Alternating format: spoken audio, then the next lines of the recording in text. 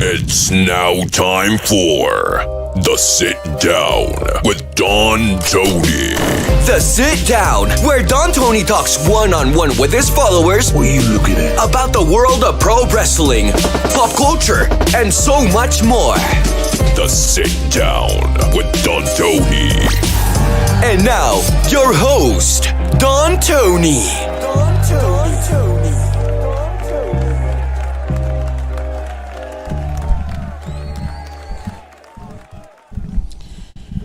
All right.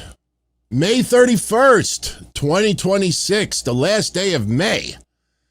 What's up, everyone? I am live. Don Tony here. It's about 8:05 p.m. Eastern on a Sunday night. Welcome to the Sit Down.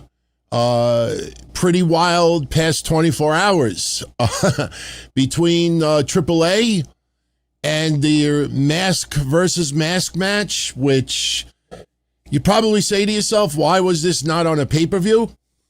I will explain. I think some common sense answer will quell a lot of the weird discussion online about that. And then we had Clash in Italy, which still trying to find out who made the pasta. Who made the pasta? I've been on Italian message boards. I've been on Italian sports boards, wrestling. I've been on American boards. We can't find one Materazzi that ordered the package. Do I believe people paid for it? Yes, I do. I absolutely do. I don't know if people are just embarrassed to admit that they spent it's not just 11,500. See, that's the number that's been going around everywhere. But for a limited time, they had a $13,500 package that guaranteed you more center view seats in the front row. Those were snatched up quickly. But, the problem is, my friends, as we always say, 90% of the websites out there don't do their own research. They'll only cut and paste after someone else goes viral or trends for posting a story. Just look at what happened with Gunther bailing out Ludwig Kaiser. Just remember who told you that 3 days before anyone else reported it. People just don't put stuff out on their own. But I'm dying to know. We have heard, originally it was supposed to be Liv Morgan. Then we heard Maxine Dupree. And I have a feeling at the end it might have been Maxine Dupree. Then I heard Chelsea Green was a very strong possibility. And then today there was some buzz going around early that it was Julia that did the pasta making. And I'll tell you why that might be the case. She was at Clash in Italy. And she was doing the whole Italian reference and everything. And, it doesn't, listen, you can have a WWE superstar that's not scheduled for Clash in Italy to be present. Look, Santino Marella was there. Santino Marella went to Clash in Italy. So it could very well have been Julia, but we're trying to find out, hopefully by tomorrow on the Don Tony Show right after Raw, I will have that information for you. But I am working hard to get that number for you, answer for you, excuse me. I am going to give you very quick thoughts, my reaction to both AAA from last night and WWE Clash in Italy.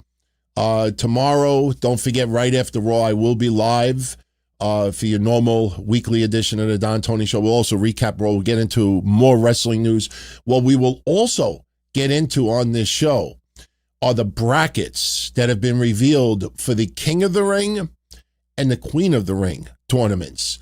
And this is interesting because of some of the names that have been chosen in this tournament, some of the names who were not chosen in this tournament, and one particular person that people are wondering what is his or her imminent future in the WWE.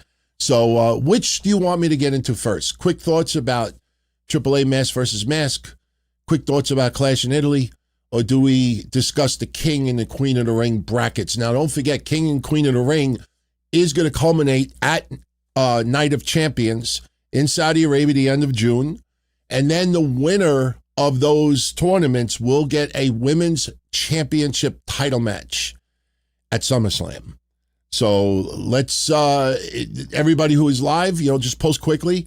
King in the Ring, AAA, WWE. That's you could use AAA, AAA, KOR, or WWE. So, all right. So let's give it a couple of. Okay. So I could see overwhelmingly already. People want me to talk quickly about AAA, the mask versus mask. By the way, did you all get my little play on words for this week's thumbnail? I try to be a little bit cute with my thumbnails. I don't know if you guys have noticed it, but did you get the little play on words? Ludwig Kaiser reaping the benefits, reaping the benefits. Remember that Matarazzo in Florida, his name is Richard Reap. So how apropos to get his name for this week's episode. Look, Ludwig Kaiser, let me put it this way. When you see people online saying he's almost on Santo, and here the Santo levels, from, legendary, growing up in the 40s or 50s, I wasn't born yet. Shit, my parents were just barely alive at that time. They don't know anything about Mexican culture. Santo was a larger-than-life superhero that was featured in multiple movies. I think he even fought like Godzilla and others. Right now, I compare Ludwig Kaiser's aura in Mexico similar to the very early days of Conan when he came up in Mexican wrestling. He is insanely over. It's not fake. I mean, this is the thing. And this is the thing that still I'm always reminded of more than anything else. What would have happened if Chad Gable never got injured? Let that sink in for a minute. It's unbelievable how the course of history changes because of one moment. As I was watching this match go down today, I didn't see it yesterday because my goddaughter got married. I posted a picture on X of me at the wedding reception. Yes, I am truly a godfather, for real. I have a goddaughter. She got married yesterday. Congrats to her. So I had to watch the mask versus mask very, very late last night. As I'm watching it, and I see him in the back with the cowboy hat and the jacket and just putting over Mexico and seeing a live band performing and the crowd going nuts, seeing everything that's led up to this moment. The one thought that kept going through my head is, I wonder what Alberto El Patron thinks right now. 2 years ago, Alberto El Patron was similar situation. The most over guy in AAA, and he has a storied history. His family has a storied history in Lucha Libre. And I just kept thinking last night, I wonder what he's thinking right now.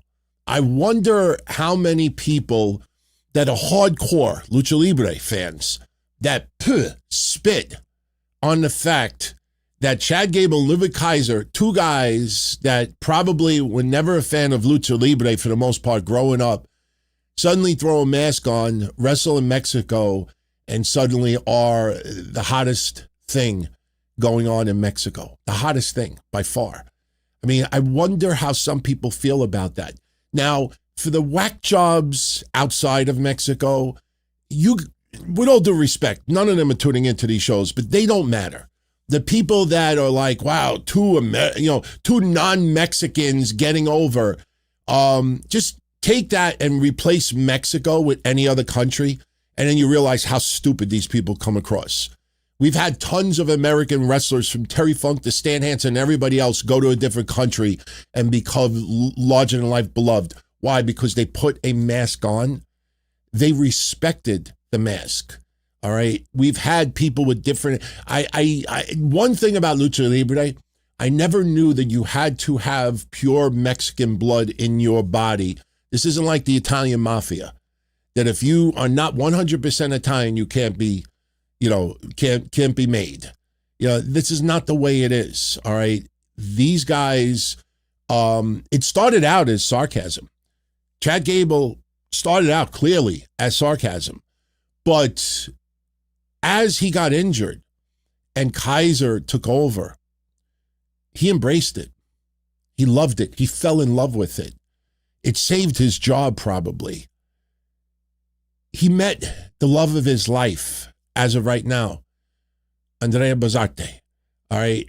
He is one thing about Mexican wrestling fans, and I've talked about this for years and years and years. They are very, very forgiving. They are more forgiving about improprieties, imperfections, mistakes that people make. Now, Kaiser's mistake is far dramatically, insanely less than what Patron has done in the past repeatedly. But one thing I will tell you also, that just because Mexican incomes are a fraction of what most other countries are, just because even the average level of education is far lower, even though there's a lot more poverty and a lot more drug activity, and a lot more crime in that country, one thing is for sure, they're not stupid people. And wrestling fans especially, they could see right through someone who's just doing it as a payday. And Ludwig Kaiser is obviously doing this for his living, but they can tell if he's just going through the motions because that's his job. He is doing the baby face because that's his role. They could see right through it.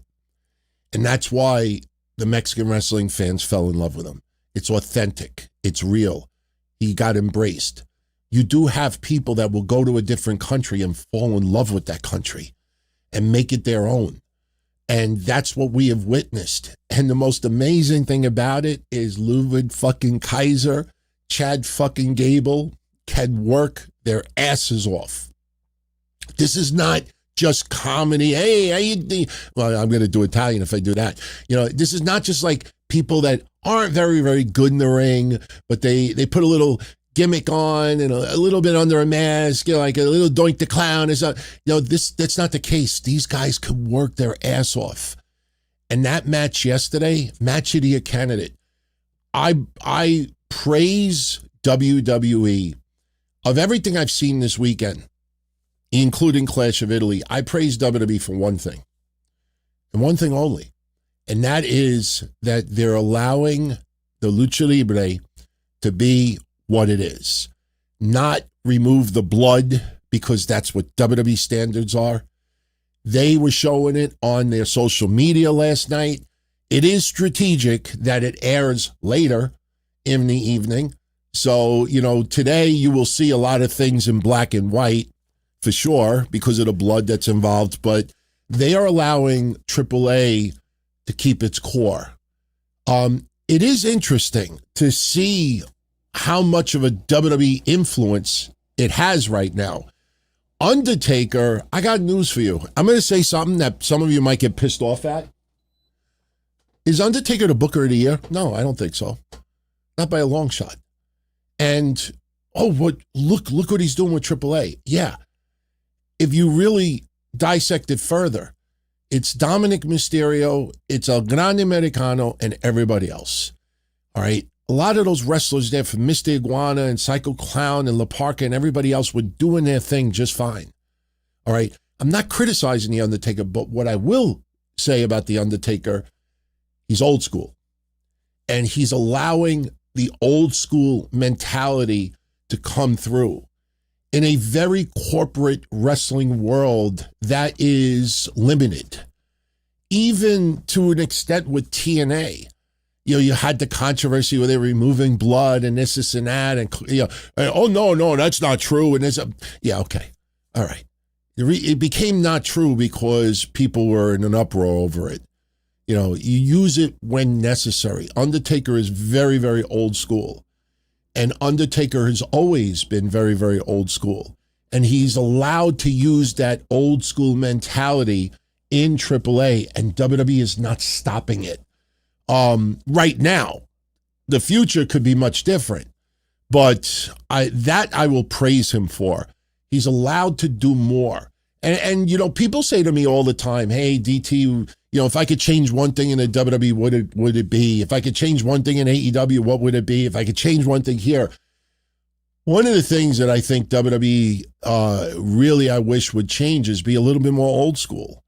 This is TKO. You got owners they're involved in companies where people slap each other so hard that they could cause brain damage. You're involved in a promotion where if people start fighting and you start drawing blood, you don't suddenly like stop it and put on plastic gloves and, start closing wounds and shit like that. They don't do that in boxing. They don't do that in karate. They don't do it in MMA unless it's obviously a bigger issue going on. All right, I get it. With WWE and professional wrestling, it is a much younger audience. I don't think parents would enjoy having their kids staying up late at night to watch MMA, to watch two women bloody themselves up, two guys beat the fuck out of each other. Just imagine, don't try this at home with wrestling. Imagine doing that in MMA. And you start locking people up like pretzels, and because it's little kids and their fragile body, they'll fucking break each other in half in 2 seconds. They'll break each other in half in 2 seconds. So I understand that WWE's audience is younger, so they have to keep it less. And the advertisers. The advertisers is probably the biggest part of this, and the investors and the advertisers. That's why even before Netflix started, remember all those goofy websites out there and podcasters? Remember when The Rock bloodied Cody Rhodes outside by the tour bus? Mama Rhodes, bloody, remember all that? And Rock was cursing?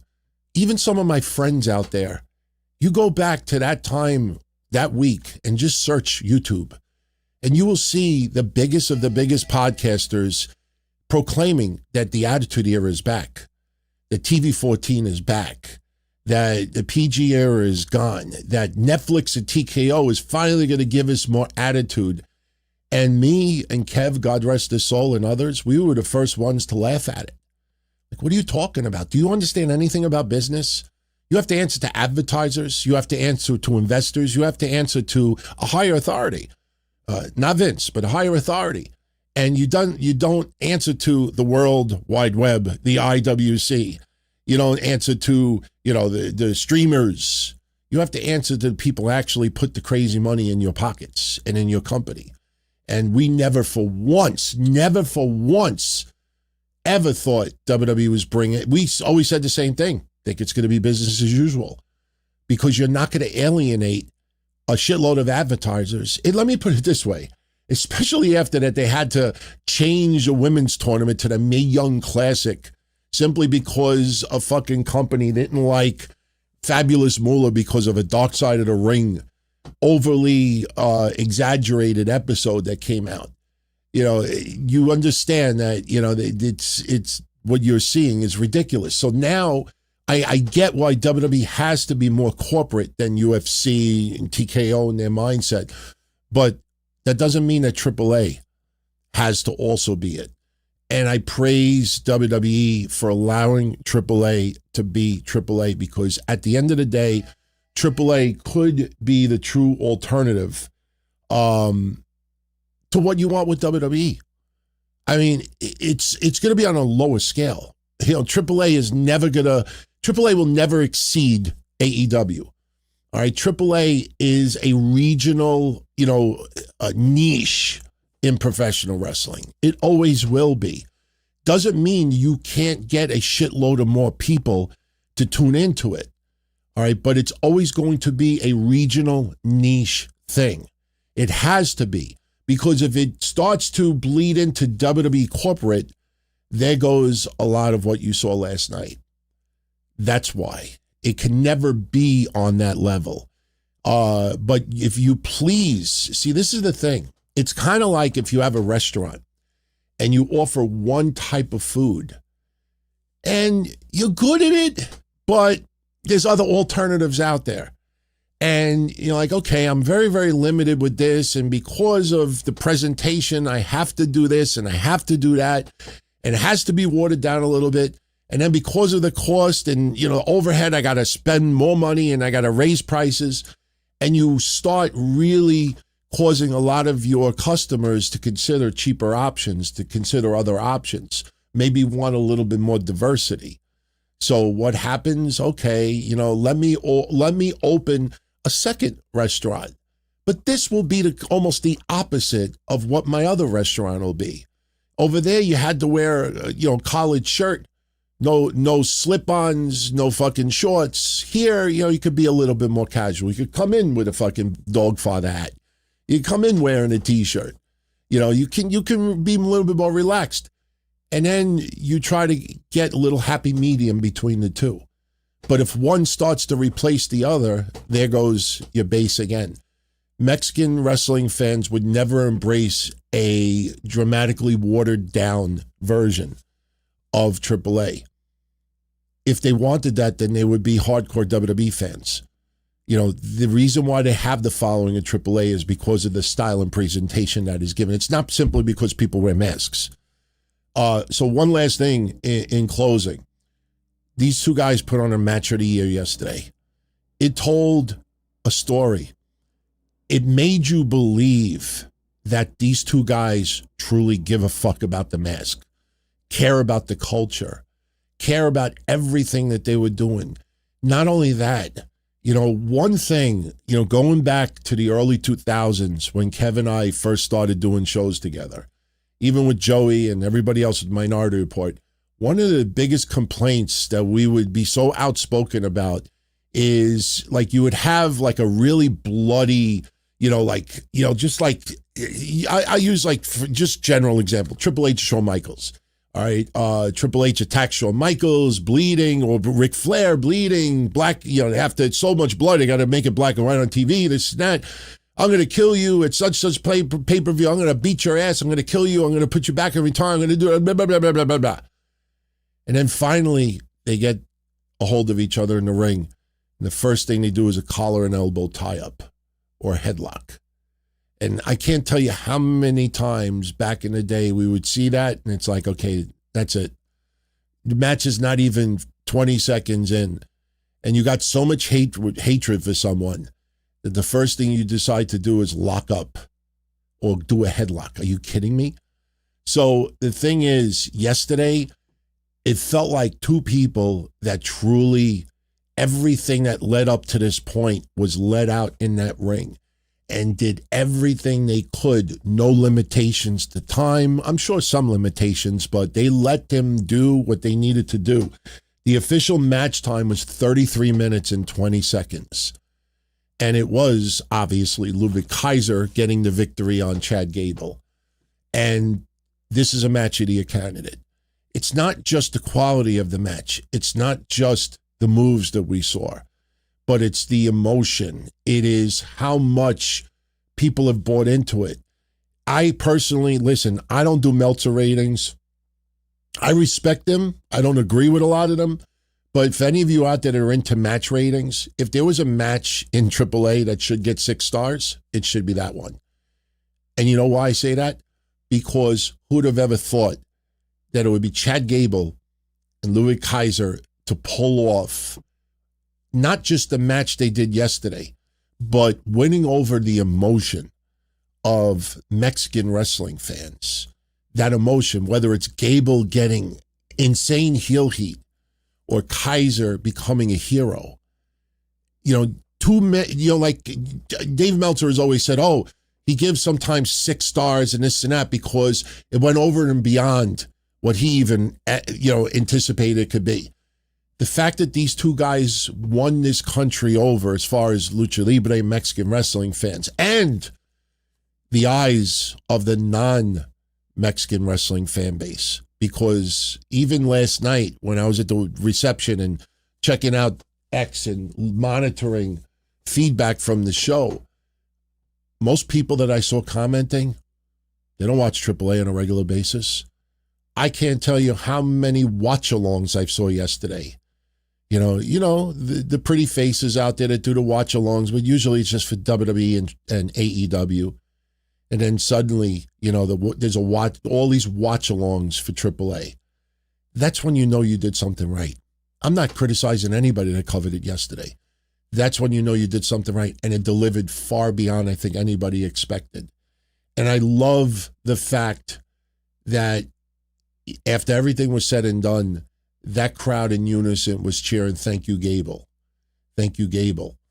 Because they appreciated all the work that he put into it. And again, if that guy never got injured, it makes you wonder what the hell where we'd be right now. Where would Kaiser be right now? You know, you look at the King and the Queen of the Ring brackets, and the first thing I noticed almost immediately is that Ilya Dragunov is not in it. You know, you think about Ilya Dragunov and just the aura coming from NXT and what some of us hardcore fans of his anticipated what could be, what could happen on that main roster. And you just see, it's handed to you, and WWE Creative can't fucking figure it out. You know, that's why as much as I enjoyed AAA yesterday, I think that kind of hurt my view as far as Clash in Italy tonight. First, before I go any further, let me just give you the quick match results from AAA yesterday. And I'll just tell you very quickly my favorite and least favorite match of the night. I will tell you, I was wrong about 2 title changes. We expected 1 title change, and that was El Hijo del Viqueño. He did win the belt, but they gave a belt to Rey Fénix, and they gave belts to the War Raiders. I think the War Raiders' job has been saved because of AAA, and I truly believe that. You had Rey Fénix beat Laredo Kid in 12 minutes to win the AAA Cruiserweight title. El Hijo del Viqueño with Dorian Roldan, and we had some fun talking about his mother last week. Interesting feedback from all of you out there, mostly complimentary. You know, she got a lot of compliments. He wins the AAA Latin American title over El Hijo de Dr. Wagner Jr., 7 minutes there. For the tag titles, the War Raiders defeated Pagano and Psycho Clown, 9 minutes there. You know what? I actually think that we might have gone with the War Raiders. I know the War Raiders were the favorites. No, you know what? I definitely did not choose the War Raiders. I just didn't feel that, you know, you wanted the War Raiders to represent AAA. But then you had, you know, El Grande Americano, Ludwig Kaiser, defeat the original El Grande Americano, Chad Gable, in the Mask versus Mask. The official match time is 33 minutes, 20 seconds. And bravo. Now, one thing I will say, for everyone out there who has read people complaining, how do you not do that on a pay-per-view? How do you not do that on a premium live event? This is the best way I could deal with those mentally retarded out there. All the AAA's events are on YouTube. Do I need to say anything else? They're all on YouTube. The ad revenue is the ad revenue is the ad revenue. So, you know, just if you would have said, you know, what would you have said differently?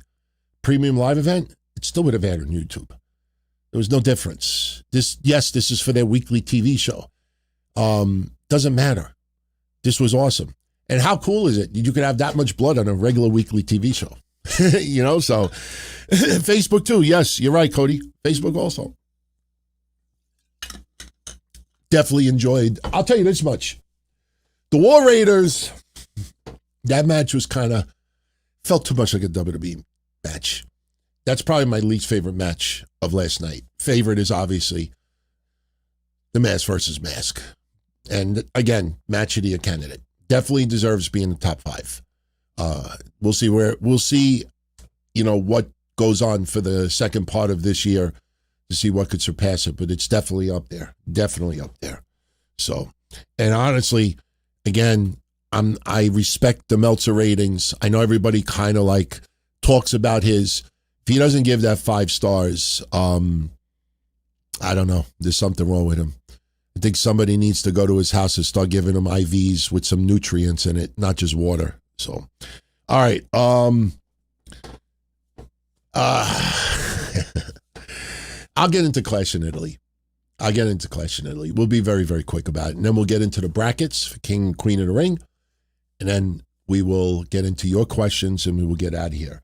Right now it is 8:35 p.m. We've gone about 30 minutes. I expect to go tonight about 2 hours. So we got some time. We got plenty of time to talk. And keep your questions ready. If anybody has anything spurring a moment, you know, hopefully it's pertaining to these topics. Clash in Italy. First of all, first thing I noticed is I'm kind of remembering the pay-per-view poster that the premium live event poster they put out when they started pushing these insanely high prices for these tickets, not just pasta making. We remember the prices inside the arena, and look, it was a sellout. It was a sellout. So, and I will say this before I say anything else. When I did predictions last week, even though it was only 5 matches, I thought this was the strongest 5-match card they have done in years. When you look at the lineups, Cody Rhodes versus Gunther, even Rhea Ripley versus Jade Cargill, because they have great chemistry together. Brock Lesnar and Obafemi, Sol Ruka and Becky Lynch, Roman Reigns and Jacob Fatu. That is solid from top to bottom. There's no Danhausen match in there. And there's nothing wrong with that, but I'm saying there's no, let me go get a Knish or in Italy, whatever it is. Let me get a sausage and peppers at the stand. Let me get a latte or Americano. El Grande Americano is a drink. I thought this lineup was arguably their strongest 5 in several years. So, my honest opinion about this event, everybody worked hard, but it just didn't click for me. I don't like the 2 matches on ESPN, 3 matches on Premium Live Event. I'm really hating it because it's interfering with the flow of a show. You're putting matches out of place because ESPN wants to have, like 30 years ago, when we would have Viewers' Choice or In Demand, whatever the pay-per-view company was at the time, we would always get an hour pre-show. Even when ECW, the funny thing is, I still have my VHS tape collection from the early 80s to the mid-90s. I still have all my VHS tapes. And not too long ago, I threw in my original recording of ECW Barely Legal, their first ever pay-per-view in 1997. And what I totally forgot about, what was so cool, was they had a 1-hour preview. And I started the recording on an hour before. Now, my biggest mistake was I did SLP speed. So the video quality is not as good as it should be because I did 6-hour speed, but I recorded the 1 hour beforehand. And you would get pre-shows. Later on, you would have Sunday Night Heat. There would be an hour lead-in to a WWE pay-per-view. Here, this is an hour lead-in to an event, and this is ESPN telling non-subscribers, hey, check out what we're offering as part of our unlimited package. You get the first hour here, you get a little bit of a taste, but if you really want more and you want the rest, you got to sign up for the unlimited package. And that's really fucking up just the whole smoothness of the event. You're putting things out of place because it's done more as an advertising selling point for non-subscribers. And you look at Gunther versus Cody Rhodes. And by the way, when I said earlier about you look at the original Clash in Italy poster, which actually was not released that long ago, on the poster you had Gunther, Liv Morgan, Randy Orton, Obafemi, Cody Rhodes, CM Punk, Rhea Ripley, Seth Rollins, and Trick Williams. Quite a few of those individuals were not performing at Clash in Italy. Again, doesn't mean that it wasn't a stacked lineup, because it really was. But that match, to me, if you have watched Cody and Gunther work, if you've watched the tables match that went down last week, if you watch some of their stuff, today it felt like it was a best of. It was everything that seemed to have clicked at a house show, everything that seemed to have clicked in the past, things that get over emotional with Gunther, like the submission, trying to like having shades of John Cena or AJ Styles. Goldberg, most people don't care. But it just felt like every spot that seems to have worked, let's do it. And to me, it didn't tell a story like it should. The fans were great. The fans were very pro Gunther, but a lot of people outside of Europe were also very pro Gunther.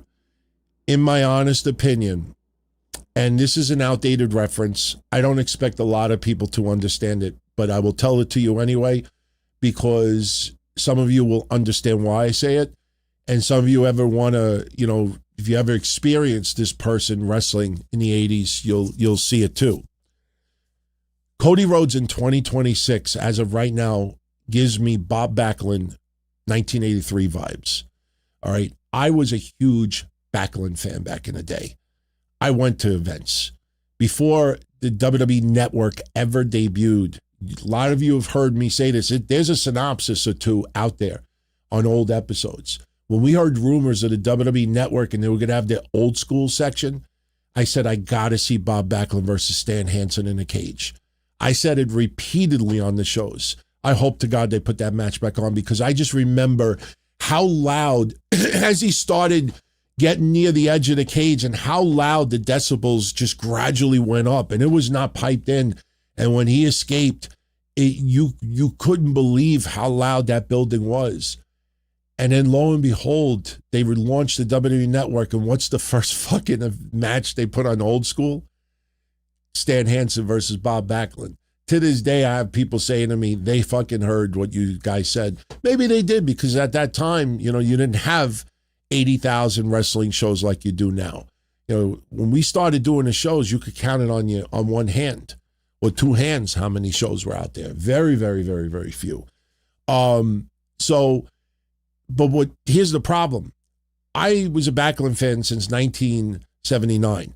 He won the championship in 78, but I had not watched wrestling yet. I started watching wrestling in 79, but as a kid, and, just him being clean cut, he felt like a role model. Wasn't my favorite. My favorite ended up being Jimmy Snuka at that time. But the thing is, you did not deny how good Bob Backlund was, how strong the guy was. Some people never really realized how insanely strong he was, just freak of nature. And that guy held the championship from 1978 to 1983. 5 years is a long time to hold the championship continuous, but this is what happened. By 1983, fans were tired. Fans wanted a change. Hulk Hogan was not in the WWF in 1983. He was in there in 79, maybe right around that time, but in 83 he was not. So when Backlund would feud with Snuka in 82, people really thought Snuka had a shot. When Backlund fought the returning superstar Billy Graham, who was bald, people were still, even though Billy Graham was a shell of what he used to be, people still thought, hey, maybe he'll beat him. It got to the point that fans were so tired of Bob Backlund. If you look at his 1983 run, I guarantee you half of his matches ended in a disqualification or a countout. That's something you never saw with Bob Backlund. You would see the occasional blood stoppage, the occasional countout, no question you had it once in a blue moon. But by 1983, probably half of his matches ended in a DQ, a countout. I remember when he feuded with Sergeant Slaughter and a Masked Superstar. These matches would end with a bullshit finish, and fans would be like groaning. Oh my God, again? It's like, and Backlund would try to pull off that he was pissed and he didn't want to win it that way, or he was pissed that he lost it that way. And fans were just tired. And then sure enough, obviously Vern Gagne fucked over Hulk Hogan one too many times. Vince brings in Hulk, dramatic shift, Iron Sheik being the catalyst of it, and the rest is history. Cody Rhodes right now, just like Backlund in 83, Backlund was still immensely over, but people were tired of it. People felt like, something needs to change. Something needs to be shaken up a little bit. And what's sad about it is that Cody Rhodes didn't win the championship all that long ago. He beat Drew McIntyre on SmackDown. This is not a guy who's held the belt for 5 years. This is not a guy who's held the belt for a year. This is a guy who defeated Drew McIntyre not too long before. You see what I'm saying? And people are already tired of it. And now what do you see? You see, Randy Orton WrestleMania. A lot of outside bullshit. This wasn't just straight inside. And listen, of course, we preferred it that way. The McAfee stuff sucked, but you look at Randy Orton. He had a match on SmackDown with Sami Zayn. He has the match with Gunther, and people are already tired of it. You realize Cody Rhodes has not done all that much with that belt, and people are just groaning like, this is what we got to get? Gunther having his foot clearly under the ropes, and the wrestler doesn't see it? Like, are we going back to Saudi Arabia when Gunther fought Randy Orton and the fucking referee didn't see this? Remember that fucking Asian referee? I don't remember, during the pandemic that fucked up like a cage match, a chamber or something. He didn't see this. WWE officials comment about the referee. And I'm like, what are you, dumb Polacks? You don't realize it? This is done intentionally. Referee screwing up is done intentionally to take the focus off the fact, like, we don't want Cody to lose clean. We don't want Cody to lose the championship right now. We don't want to do this qualification. We'll blame it on the ref. They've done this a lot. Not every week, but they've done it enough that we remember them. And you do this finish, and people are like, what the fuck was that, man? Oh, to be continued? This is what WWE's been doing since 2022. And you've heard me say this repeatedly in the past. They milk things too long. Remember when Sheamus was feuding with Drew McIntyre? Drew McIntyre was going to get the championship opportunity at Clash at the Castle, September 3rd, 2022. I better know that date. It's the day I got married.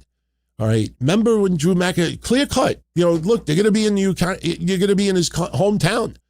They're going to be in his home country. Of course it's going to be Drew. Number one contender taking on Roman. Absolutely, absolutely. People thought he was going to win the belt. No doubt about it. What did WWE do for 4 or 5 weeks? Well, number one contenders match with Sheamus and Drew McIntyre. And then they realized there's 4 weeks still to go. Remember? Sheamus cannot compete this week because he might have COVID. Or he can't compete because he doesn't feel. So you milk 2 more weeks off. And then after 4 or 5 weeks of this bullshit with Sheamus and Drew McIntyre gets the championship. And you're like, wow. So they did all that just to eat up 5 weeks. They have done this repeatedly. It's kind of like you look at the CM Punk stuff leading into WrestleMania with Roman Reigns. They started this so early from the Royal Rumble that you had to have diversions and, this, better yet, when Sami Zayn took on Gunther, not too long ago. Remember, Gunther, no, I'm not fighting you. No, not fighting you. Nope. 3, 4, 5 weeks. Nope. And then what happens? Sami Zayn calls him a coward. How dare you call me a coward? Yes, I will fight you. Jey Uso, same thing. You have people like milking too many weeks, and they do it too many times. Listen, Cody Rhodes and Roman Reigns, WrestleMania 39, I think it was, that made sense. Yes, it was unexpected. Yes, we thought he was winning that time, but he didn't.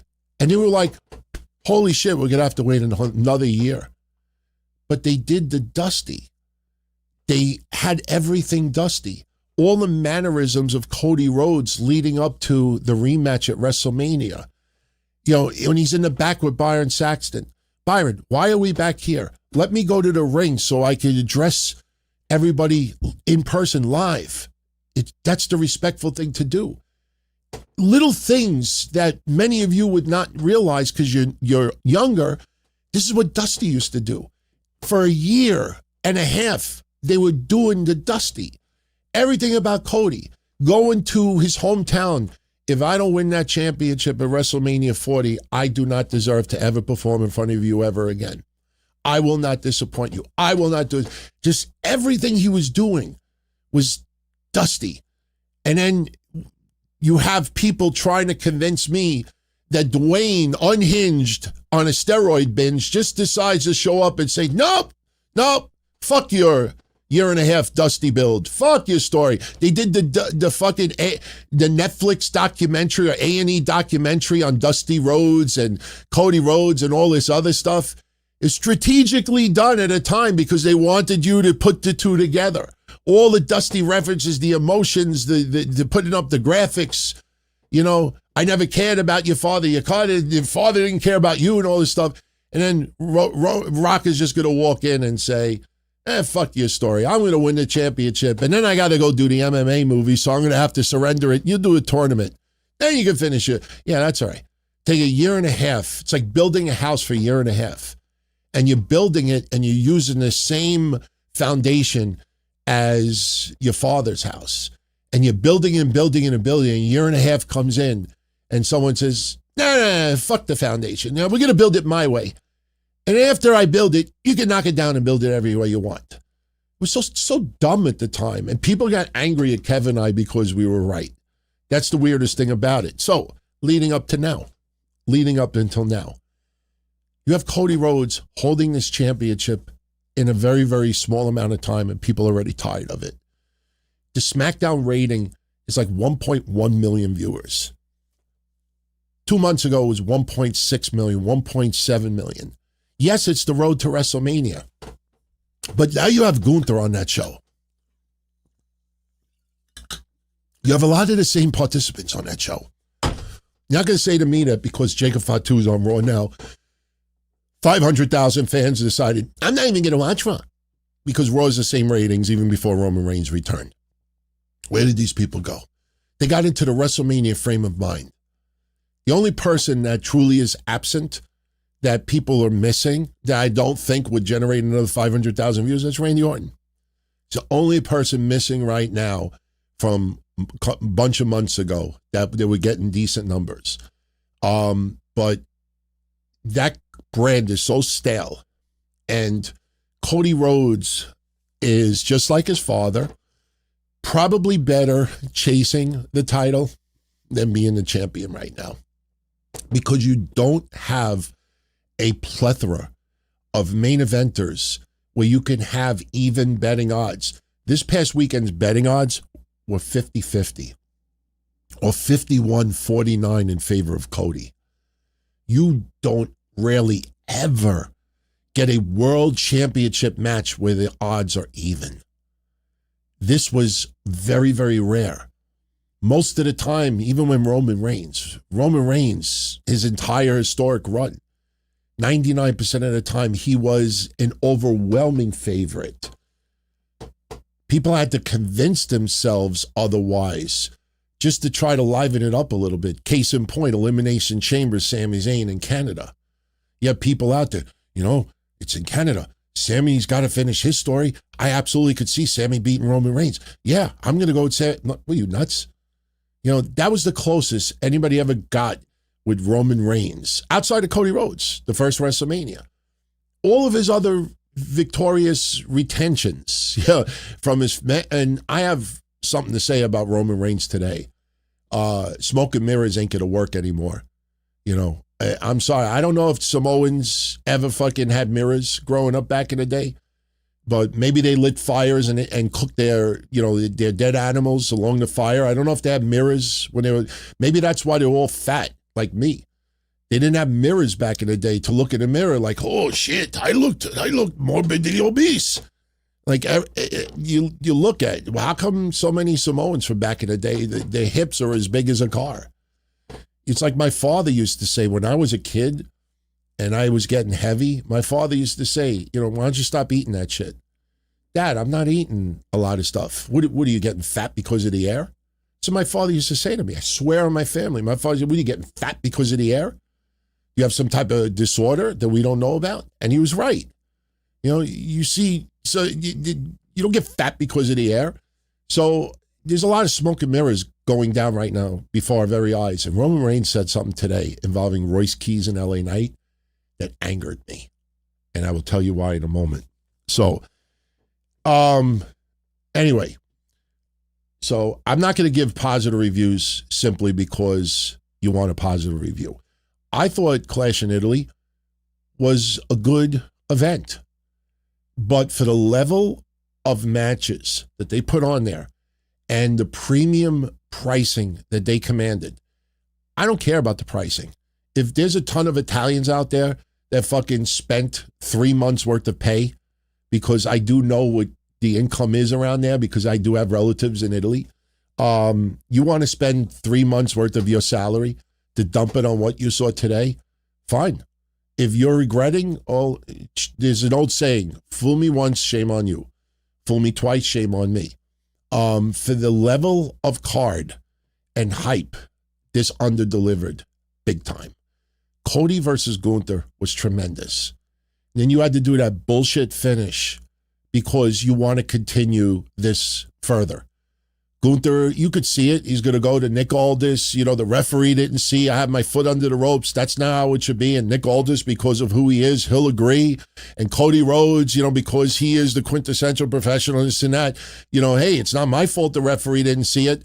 But in the end, Cody Rhodes, I'm a fighting champion. And, and the rematch will probably come. And the next thing you know, we got another month or two wasted because of this. It feels like it was intentionally done because they have to go the scenic route. You even look when we used to joke about Karrion Kross, who I am, dearly a supporter of and a friend. You saw his feud with Sami Zayn. That was a feud that should have lasted 2 or 3 months, and it lasted like 9 months. And it was just like a horrid scenic route. It's like you put Waze or your Google Maps in your fucking thing. Sometimes you're driving and there might be traffic coming up and it'll give you an option. Hey, you want to select this option? You'll save 5 minutes. You watch Sami Zayn and Karrion Kross in real time. It was like a good road with a nice destination, and a third of the way in pops up on your Waze. Hey, do you want to go this route instead? But you didn't look closely and the route added 19 hours of driving time to your fucking map. And you select it. Next year, what am we doing? What are we doing? It even led to backstage segments where Sami Zayn even said to Kai, why are you bothering me still? What are you, obsessed? Like, I honestly think that both wrestlers were getting frustrated. Like, where is this going? So WWE's doing this for a couple of years now. You think the people in Italy, nothing against Sol Ruca winning the championship, you think the people in Italy would get a little bit more concise of a victory. Show some balls. You don't want to damage Gunther as a main eventer, this and that. Then maybe do a disqualification. Do something insanely cool. People go, holy shit. They're not happy about the outcome. It's a holy shit moment. And then don't do something where you take the shift off of what have just happened by doing something else.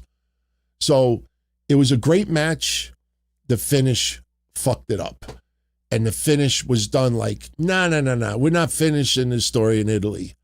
We'll give you a decent match. This was an advertisement to try to get people to sign up for ESPN Unlimited. So we had that match. 11 minutes too. 11 minutes. You would think that match maybe is one that should go 20. So next we had Rhea Ripley retain the women's championship over Jade Cargill. That match went 6 minutes longer than Cody versus Gunther. I'm not ripping Rhea Ripley and Jade Cargill at all. That match was spectacular.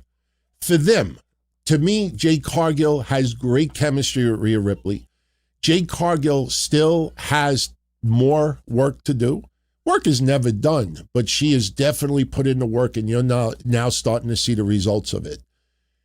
I absolutely didn't need to see B-Fab and Charlotte doing antics. B-Fab even fucked up a little bit trying to break up a pin. If you look closely, listen, I always, and it sucks in 2026, I have to say this, but I have to say it. It sucks that sometimes when I am complaining about an individual, I have to say to myself for a split second, DT, yeah, some people are going to label you a racist. I fucking hate that when you criticize someone, because some people will immediately look at their gender or their skin color. Oh, you're just saying that because they're black or because they're a woman or because of this. Fuck that stupid shit. But I truthfully believe, nothing against B-Fab, but, I look at some people who were cut from WWE's roster. I know she's trying really, really hard, but so did Elektra Lopez and a lot of others out there. I don't know what the upside is, and I don't see her lasting in that company another year. I hope to fucking God that she could just improve a little bit more. And I say that about anybody. There's others. I even said the other day about Joe Hendry. I'm a little concerned a year from now where Joe Hendry is. All right. We said it last year when we were talking about Aleister Black. During the year, how many times did you hear me say with Aleister Black that, oh, now they're doing fucking Cross and Scarlet with Aleister Black and Zelina? Yeah, that's going to work. That's going to work. We said it. You know, this was worse than when we were during the pandemic and he was in dark hotel rooms telling people, fight me. And we would laugh at it creatively. I'm like, it's just suspension of disbelief. Imagine me telling everybody, I'll fight you. That's just as bad as fucking beard nerds, whatever you call them, neck beards. Nothing against my neckbeard friends out there, but the whack job neckbeards. It's like the ones in the basement that on social media say, fuck you, I'll kick your ass, this and that, and they hide in their mommy's basement. You have Aleister Black in dark hotel rooms threatening people, fight me, fight me. Oh, motherfucker, if you want to fight people so bad, get out of your hotel room and show up on Monday Night Raw. Start laying people out. Saying, in a hotel, I'm just saying creatively, it was just so dumb at the time. And for the past year, we were very concerned about Aleister Black. We said about the Wyatts. We talked about Bo Dallas. We talked about the Wyatts and the horrendous use of them. I'm a huge supporter of them. The Wyatt 6, the Wyatt 10, the Wyatt family. I'm a supporter of all of them. And it was frustrating to see what was happening. WWE fucks up a lot more than we realize. So we did not need B-Fab at ringside. We did not need it. But you know why they did it? Because they needed Jade Cargill to start focusing on a different opponent for a feud. And obviously with Night of Champions coming and then leading into SummerSlam, you got to kind of shift the focus a little bit. So what happens? Rhea Ripley beats Jade Cargill, and right after the match, Jade Cargill attacks and destroys Charlotte Flair in the back. So that's where that's going. Excellent match. I actually enjoyed it very much. Those two women, I don't have any complaints about. To a few of you earlier had said, give something positive. Absolutely enjoyed that match today. No issues with it whatsoever. A little surprised that it was the second longest match of the night, but it was very, very good. And Rhea Ripley obviously is over. Next, we had Brock Lesnar beating Obafemi in 6.5 minutes. You've heard me say this for a while now. This is where it's going. Yes, I made that earlier today. It's going to be Oba Brock 3, the final chapter. It's going to be at SummerSlam. For people insisting that Brock is going to retire in Minneapolis, this and that, his hometown, again, I say this 1,000 times over, and, thank God for people who follow me and support me. You know the truth. Brock Lesnar was not born and brought up in Minneapolis. Yes, he went there later on, but, people keep saying it's his hometown. That's where he was born. Yeah, okay. Look, obviously people like engagement on social media, but you saw every professional podcaster and journalist today saying, do you think there'll be an Oba Brock 3? Maybe a SummerSlam? What are your thoughts? I commend you for wanting the engagement, but we said this over a week ago. When Brock showed up out of nowhere and attacked Obafemi, and we tried to understand why he is back. And this is not brain surgery. This is not the SATs. This is not for a college PhD or whatever it is. This is very simple to figure out. WWE is treating Brock Lesnar's contract differently. They don't want to say retired. Well, actually, let me rephrase that. They don't know when they're going to use Brock Lesnar again. So if Brock Lesnar's not used for 3 months, 6 months, a year, you have, what is the status of Brock Lesnar? What is the contractual status of Brock Lesnar? Hey, Brock Lesnar spotted with his wife at a restaurant. Hey, Brock Lesnar grew out his beard. Hey, Brock Lesnar looks noticeably different. And then people just keep talking about his future. TKO and WWE does not know when they're going to use Brock Lesnar again. Brock Lesnar doesn't work full-time. So instead of always having questions about his contract, how they are handling it is simple. Brock Lesnar is retired. But if Brock Lesnar decides, hey, the right circumstances, the right person, and the right payday, yeah, I'll work. If I'm physically able to and the pay is good and I could set my family even better for their future and it's the right circumstance, yeah, I'll do it. So that's why when Paul Heyman said Brock Lesnar is retired. That's it. Brock Lesnar is retired. So if Brock Lesnar fights at SummerSlam, it's because he wants to. If Brock Lesnar wants to fight in Saudi Arabia in 2027 for WrestleMania, that's because he wants to. He's retired. So by saying retired, you could forget about wrestling, Ringside News and RingsideFools.com and others saying, how much time does Brock Lesnar have? Rumored amount of time left in his contract. Blah, blah, blah. That's how they're handling it. They're treating Brock Lesnar exactly how they did a year ago. But now it's a retirement until Brock decides, I'll come out of retirement for a match. Terry Funk retired 188 times over his career. Wrestlers have retired and come out of retirement. What if Shawn Michaels were there? You still have people to this day. Shawn, why don't you come out of retirement for one more match? Don't let people think that the last match in Saudi Arabia with DX and Brothers of Destruction, don't let that be.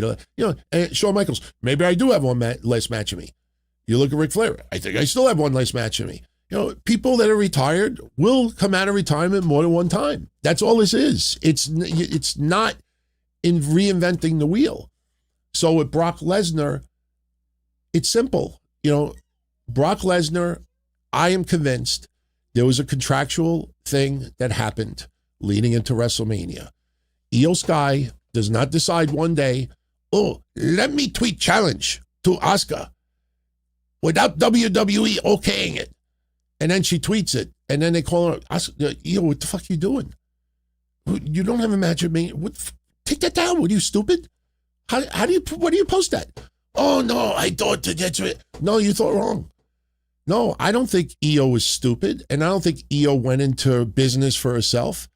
I have said it already. I think Io Sky's and Asuka's match at WrestleMania, which would have been Asuka's last match, for the foreseeable future, was all dependent on if Brock Lesnar was going to call retirement.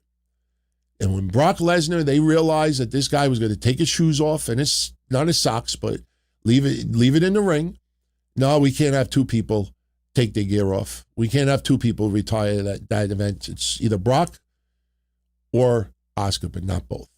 And when Brock decided, no, that's it. And then obviously I think they had more negotiations. And so listen, we'll pay you on a per event basis. We have a match. We actually would like you to work all but two more times. And if Brock found it very, very appealing, and he's not under sort of a contract, maybe 3 months, maybe one event, maybe two events, we don't know. That's how they're handling it. And let me tell you something. Even though Obafemi lost today, perfectly fine. Perfectly fine. We predicted last week everything except for Cody. It was easy to figure this out. You don't have Brock come out of retirement again to get put back in retirement again. This isn't like a bad Jason Voorhees movie or Halloween movie where Michael Myers gets shot and he gets laid out and he decides, I'm going to get up again and now I'm going to get my head cut off. It just makes Michael Myers look worse. If you're dead, you're dead. Just imagine the presentation of Brock Lesnar, that he's crying, takes his shoes off. This is truly, that's it. I will be on a special event appearance in the future if I want to, but this is it as far as me as a regular contracted guy. Very emotional at WrestleMania. And how would that look? He comes back 2 months later and gets his ass kicked again. I mean, what do you want to do? Have him come out a third time and this time he gets run over by a tractor trailer? So him coming out of retirement to lay out Oba, okay, I put up my open challenge for WrestleMania 43, and Oba showed up within a week and laid out Brock. Now Brock answered Obafemi's open challenge. Remember, the Woola open challenge. Brock Lesnar showed up and returned the favor. So there was never a doubt in my mind. Now, as far as it going 6 minutes, fine. what I loved about it, props to my Patreon family who noticed.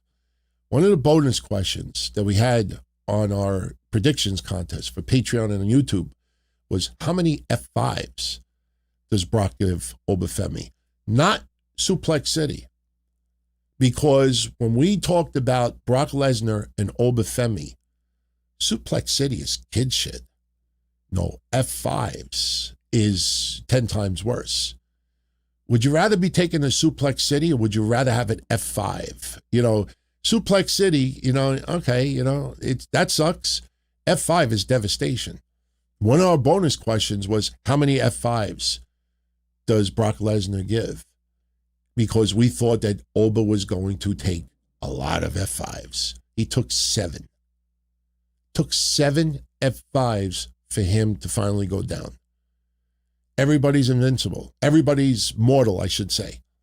And it took 7 F5s and a table spot to get Brock Lesnar the victory. That's why Obafemi, when everything is said and done, we will look back at wrestling history. Brock Lesnar not only passed the torch to Obafemi, but fucking passed an inferno to Obafemi. At the end of the day, Oba will come out 100 times better. As we said last week, WWE was not interested in having Obafemi get a Goldberg undefeated run. A lot of people wanted that.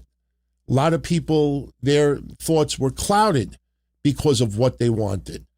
But when you saw everybody today, I think Brock should have won. He just retired. He shouldn't have won. Oba shouldn't have lost. This is what WWE Creative thinks of Oba. I think they should have one more match at SummerSlam. What do you think? I'm like, oh my God. This is how long it took for the light bulb to go off. Holy shit. What kind of bulb do you have in your head? We got LEDs now. What do you have? Fucking incandescence? What do you fucking have? Like, this bulb should have gone off. Just like Sol Ruka. We'll get to that match now. Sol Ruka beating Becky Lynch. Oh, they're doing Sol dirty at Saturday night's main event. Why is she not fighting the title? Because the whole storyline is that she's not ready for Raw. Becky Lynch is gonna not take her seriously. So Sol Ruka puts on an impressive performance at fucking Saturday night's main event, gets a victory, and that gives her a title shot at Clash in Italy, and Sol Ruka beats Becky Lynch for the championship. Gee, I wonder what happened. I mean, it wasn't hard to figure out. This is the best vintage WWE playbook that there ever was. Sol Ruka, congrats to her. She's the Intercontinental Champion, and she will do a spectacular job with it. Props to Becky Lynch also.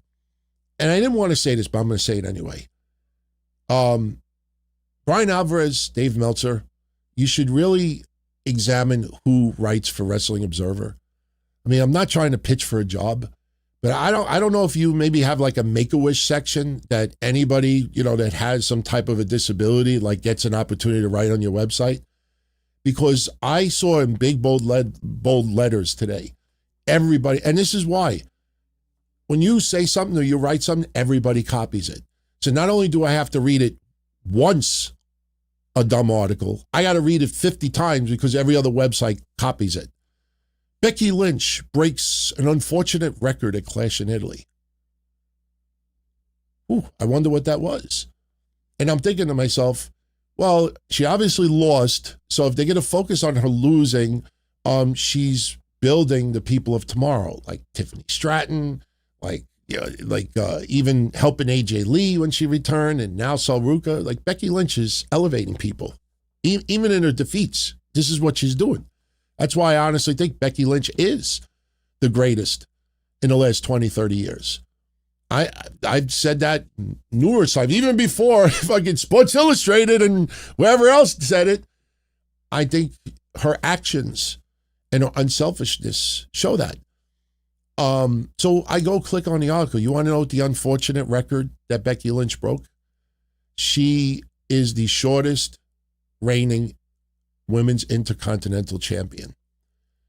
Her loss made her having the shortest run in history. This motherfucking belt has been out, 2 years? Less than 2 years. And Becky Lynch breaks unfortunate record. She is now the shortest reigning Intercontinental Champion of all time. Seriously, if I was allowed to get naked on these shows, I would moon my ass right now. Whoever wrote that on your site, and I got to be careful because somebody out there, you're just saying it because he's Indian. Not even going to pronounce his name. Just stupid shit. Like you expect that on Ringside News, not on fucking Observer. But look it up, my friends, if you want to see it. I thought this match did what it needed to do. It went 14 minutes. And you had teases of Sol Ruca and her inexperience. You had Becky Lynch trying to take some shortcuts. You had referee Jessica Carr get involved again. You had every element that made you think could go this way. Oh, wait, I think it's going to go this way. Holy shit, it's going this way. And in the end, it went the way that it should have gone all along.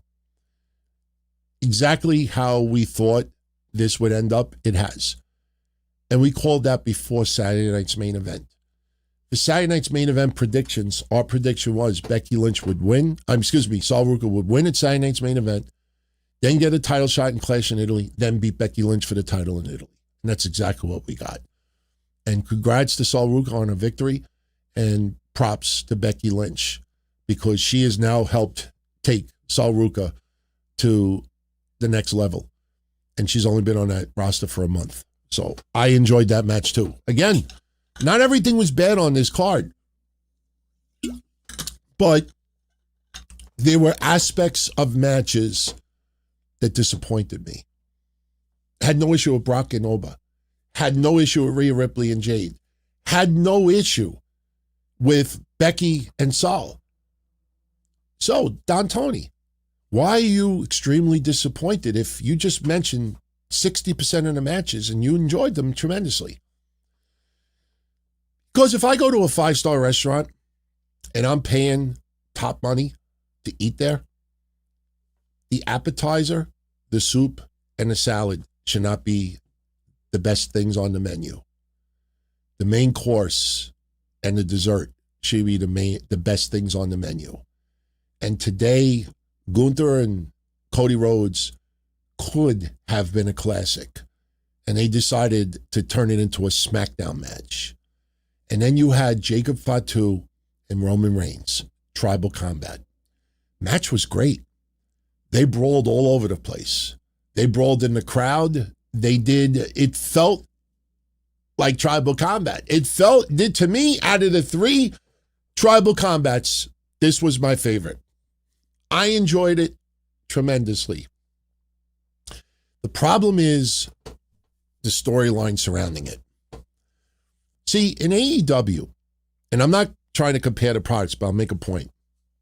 In AEW, over the weekend, you had Takeshita versus Daniel Garcia.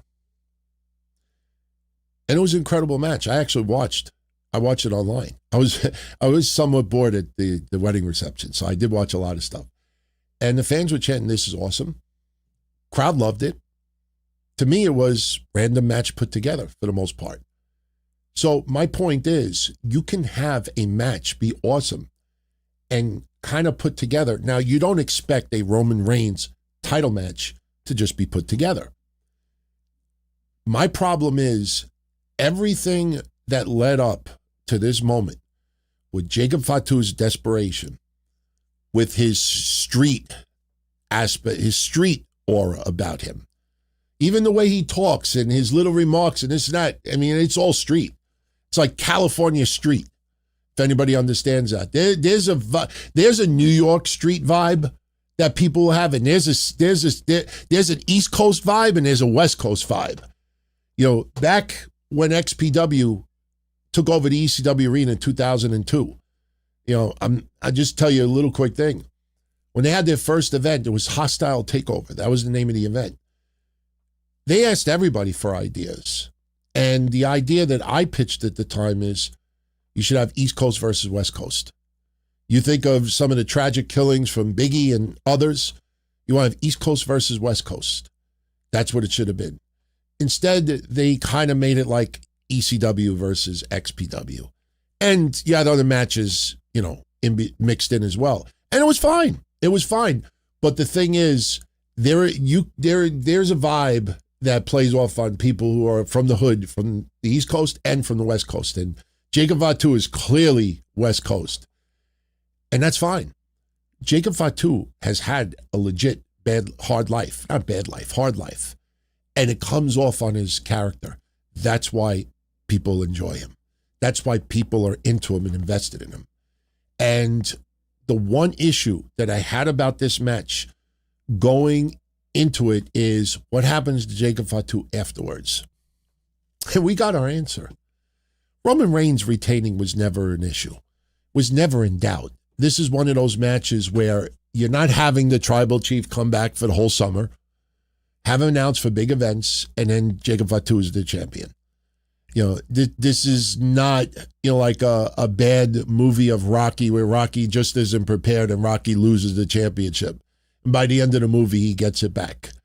This isn't, let's put it this way, Jacob Fatu is not Mr. T. Like he was going to be in Italy going, I'm the king of the world. No. Roman Reigns was winning. It was just, how do we get there? And what do we do next? So tribal combat was what we said it was. Falls count anywhere. No disqualifications. No countouts. Usos showed up. Everything. My problem with this match is what transpired right afterwards. Because it's a complaint that I've been saying for quite a while. It's a big complaint. I don't want Roman Reigns back just to play with family. You've heard me say this before WrestleMania and his match with CM Punk. I said, I hope to God they didn't bring him back just to play with family. I've said that at least 10 times on the shows. I'm saying it again now for an 11th, 12th, and 13th time. Because what happens right after this shit, Solo Sikoa, Tama Tonga, and Tala Tonga are in the first row.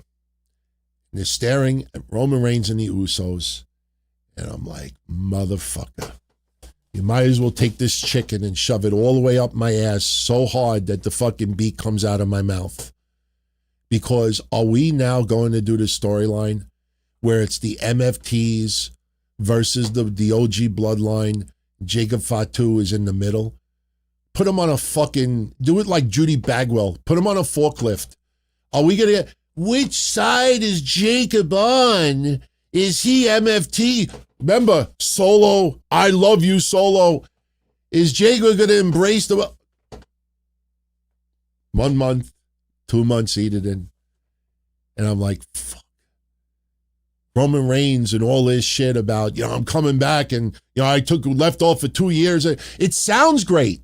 He could say it on ESPN and all the hosts, either, you know what the ESPN hosts are? And this is legit. Some of them are going to be like, I don't know who the fuck he is. I've heard of him. I think he's related to Dwayne. Yeah, he did leukemia, right? And then you'll have others that are like saying to themselves, wow, this is awesome. Roman's on our show. Oh my God, we got to get him back on again. Holy shit, this is incredible. Oh my God, the attention. Oh my God, this is awesome. That's what it is. There is no middle ground. So Roman Reigns can say whatever he wants. He can turn around and convince you that this bottle is yellow. And ESPN will nod their head and go along with it. So when Roman does this whole thing before WrestleMania, like, I took off for 2 years and gave everybody the ball and you did nothing with it. Now you realize he's back and all he's doing is playing with family. And I got angry, and I hope I'm wrong. I will be happy to be wrong. But right after the match is over, he's talking to Kathy Kelly. He calls out two individuals, Royce Keys and LA Knight. Saying basically like, if anybody wants to step up, step up. You fuck with me, you fuck with the bloodline. And I'm saying to myself, you could fucking say anybody you want. You could call out, he's not going to call out Obafemi because Obafemi is probably going to be a match down the line. Blah, blah, blah, blah, blah, blah. And I'm like, Do you guys honestly think that Roman Reigns is going to be a diverse champion and fight a lot of other people that are not Samoan? I ask you this sincerely. Do you think by the time Roman Reigns' current reign, pun intended, done, do you think he will be a diverse champion fighting all different people? Or is this kind of like it's almost like a wrestling racism here that, only Samoans will fight with Samoans? I mean, I know that's not what Roman's doing, but you know what I'm saying? Doesn't it feel like my biggest fear that I voiced? WrestleMania was April, right? The end of April. Holy shit, it's only been a little over a month ago. I've been saying it about 2 months now. I don't want Roman back just so he could play with family. And it sure feels that way. It sure feels that way. And the problem is, it's smoke and mirrors. Like I said at the beginning of the show, it's Samoan smoke and mirrors. And I kind of feel now you got to have the MFTs and the bloodline. And which side is Jacob Fatu on? See, I should be tweeting all this shit because, a lot of people out there that will tweet this 3 days from now, because that's when the light bulb will go off. You're so smart. You're a genius. This is what I'm fearing. So again, the overall event was okay. But the main course and the dessert should not be the least. You understand what I'm saying? Rhea Ripley and Jade Cargill was great. Couldn't have done any better. Oba and Brock, great. Did exactly what it needed to do. Becky Lynch, Sol Ruka, great. Didn't need to do anything more. Those three should not be, what lived up. Gunther and Cody, it's like you're in the middle of great sex. And then all of a sudden the telephone rings and you can't get into it anymore. It's like, motherfucker, I should have turned the ringer off. Or the doorbell rings. Or somebody farts, somebody didn't brush their teeth and they're smiling at you and you got fucking food sticking out of your mouth. You're like, I just can't anymore. Or if you're older and you have a problem, you're just like, you're like, you can have great fucking lead-in, foreplay, and everything else. But if you can't finish it, who's gonna remember? The first 6 minutes was incredible. Fuck the last 6 minutes. I just was very, very disappointed with Cody and Gunther, and I was left angry about the Jacob Fatu thing. I'm watching Roman cut this promo, and Jacob Fatu's like right behind him. And I'm looking at Jacob Fatu, and I'm like, is he holding his midsection, or does he have a drink? And then the Usos are with. I'm like, holy shit, this is where they're going. On a scale of 1 to 10, I give Clash in Italy, I give it a 7, which is actually not that bad, but it should have been much higher. My least favorite match of the night. Boy, this is an interesting one. My least favorite match of the night. Oof. Rhea Ripley. No, I can't. Wow. Cody Rhodes and Gunther. Because I'm used to Gunther being on an elite level. And Cody Rhodes, world champ. I got to go with Cody and Gunther as my least favorite match of the night. Which is your least favorite match of the night? My favorite match of the night?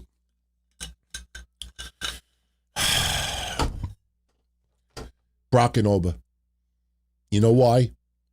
Because it took F5s. F5 after F5 after F5 after F5. 7 F5s to finally bring him down. And it's setting up a third. And I honestly think the third might even be the best one of the three. I just, plus here's another thing. And if I don't convince you with Gunther and Cody being my least favorite of the night, let me put it this way. Of course, Oba and Brock is not going to go long. If you take away Oba and Brock, Cody and Gunther was the shortest match of the night. Just think about that for a minute. That match was shorter than Sol Ruka and Becky Lynch. That match was shorter than Jade Cargill, Rhea Ripley. That says a lot. If Gunther had an injury, they had to cut it short. Okay, fine.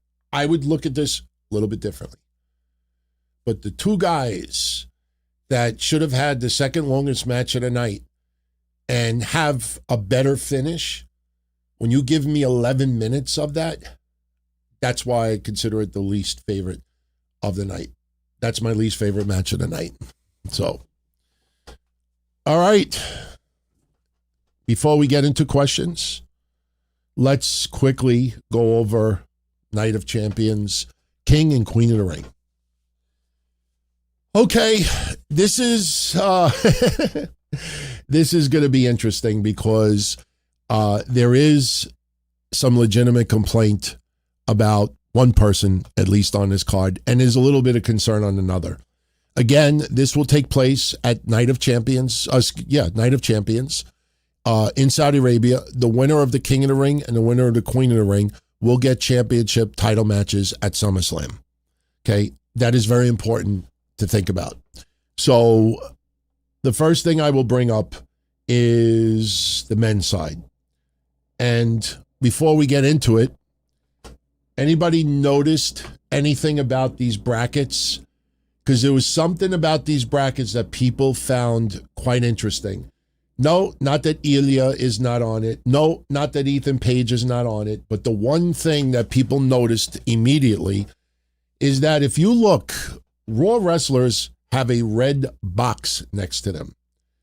And green, actually no, Solo Sikoa and Carmelo Hayes is green is because it's reflecting a brighter background. Obviously what WWE did was they did these brackets and then probably overall increased the contrast level of their entire graphic, and that made their logos look green. So, but if you look in the lower right-hand corner at Finn Balor, they have blue next to Finn Balor, which is making everyone think that Finn Balor, in a very short amount of time, is going to be moved to SmackDown.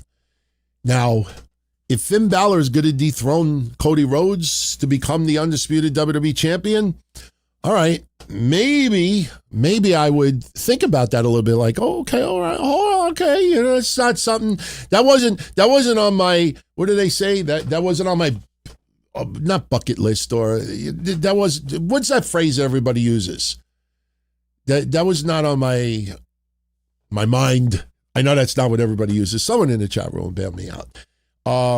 But yeah, Finn Balor. Oh, that was not on my bingo card. Thank you very much, Ultra and Douche. That is not on my bingo card. Look, this is how I look at this. If Finn Balor goes to SmackDown, fine. Obviously, they want to get him away from Dom. Obviously, they don't have much else other than JD McDonough and Dom. And that would give Finn Balor, you know what? Ilya and Finn Balor would be an awesome feud. The Carmelo Hayes and Finn Balor would be an awesome feud. Finn Balor and Trick Williams would be an awesome feud. So more I think about it, yeah, definitely move Finn Balor to SmackDown. I'm fine with that. So now here's what we got. You have 8 wrestlers on each side of this tournament. There's going to be 4 four-way dances. Each winner of the four-way dance advances to the semifinal. And then the winner of the 2 four-way dances on the left bracket will face each other, with the winner going on to Saudi Arabia, and the same thing on the right. So this is what we have as of right now. We're going to talk about it again tomorrow. Tomorrow, I'll give you my quick prediction about it, which kind of may suck because we're obviously going to have matches on Raw, so I think some of this will already be decided. We just don't know which matches are going to go down. But on bracket A, which is the left side, we got left side is bracket A, right side is bracket B. On bracket A, we have a 4-way dance of Penta, Obafemi, Solo Sikoa, and Carmelo Hayes. Now, the big one out of that is, here begins the teaser of Obafemi versus Penta. Now, I said I believe Obafemi's first championship will be the Intercontinental Championship. And I think their interaction in this four-way is going to set up that match. So of this four, the winner of this four-way will go on to the semifinals, and the winner of this four-way will face the winner of Dominic Mysterio, Braun Breaker, Trick Williams, and Damian Priest.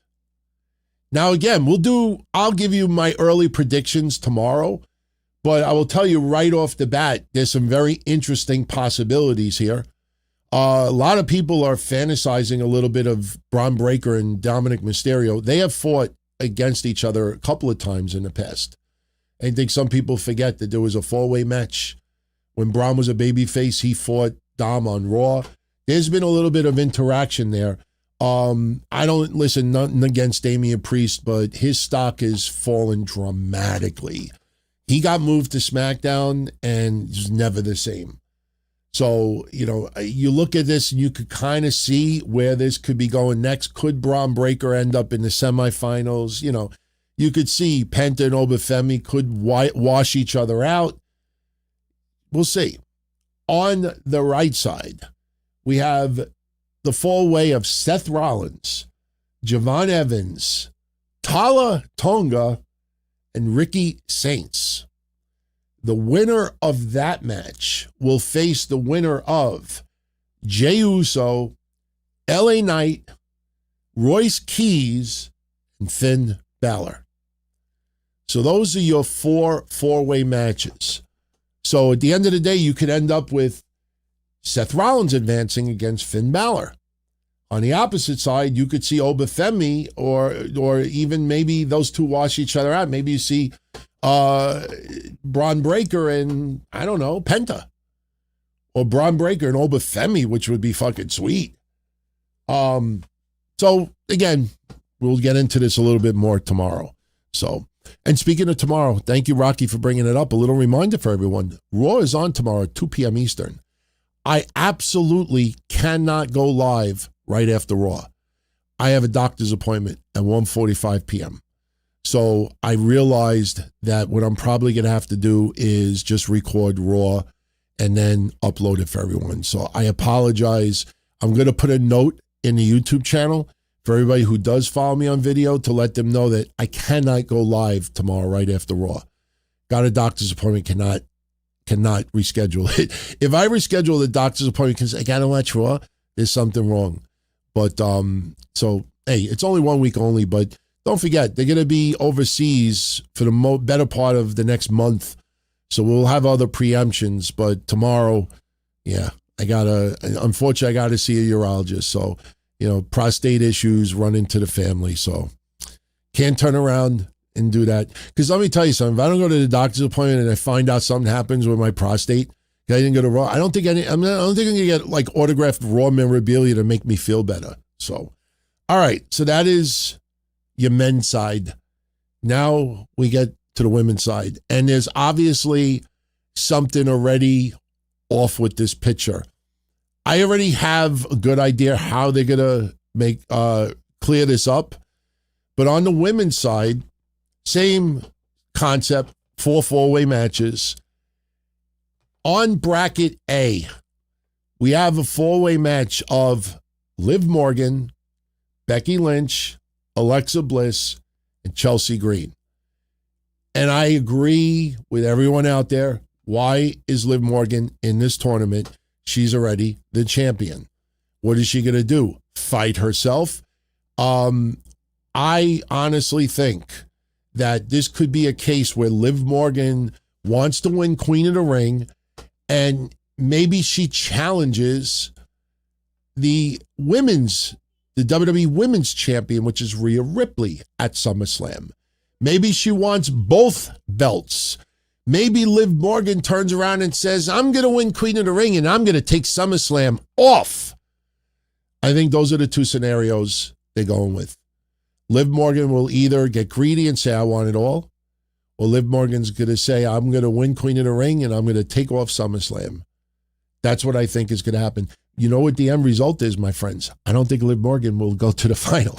I don't think Liv Morgan is winning Queen of the Ring. She's already women's champion. So what does this also tell you?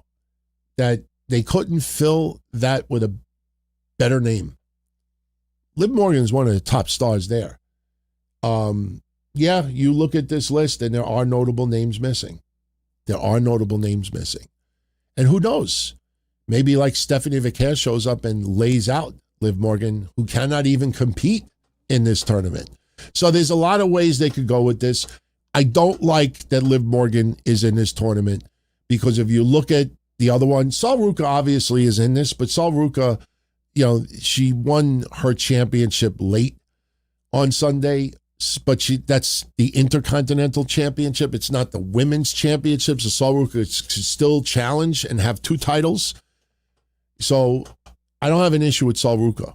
So the winner of Liv Morgan, Becky Lynch, Alexa Bliss, and Chelsea Green will go on to face the winner of Sol Ruca, Lara Valkyria, Charlotte Flair, and Jade Cargill.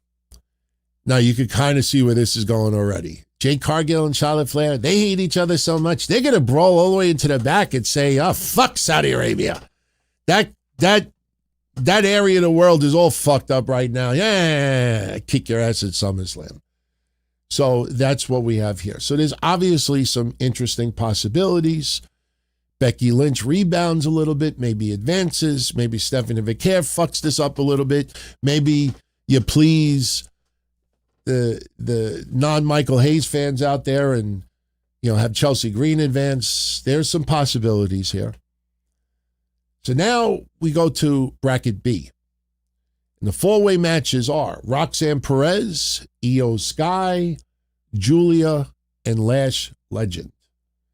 And the winner of that match will go on to face the winner of Bayley, Raquel Rodriguez, JC Jane, Kiana James. That is what we have. So you look at the possibilities. Many people think Io Sky could be advancing in this quite a bit. Give her a little bit of a bone since other than Rhea Ripley, she has nothing right now. One of her partners went home and the other one was forced to go home.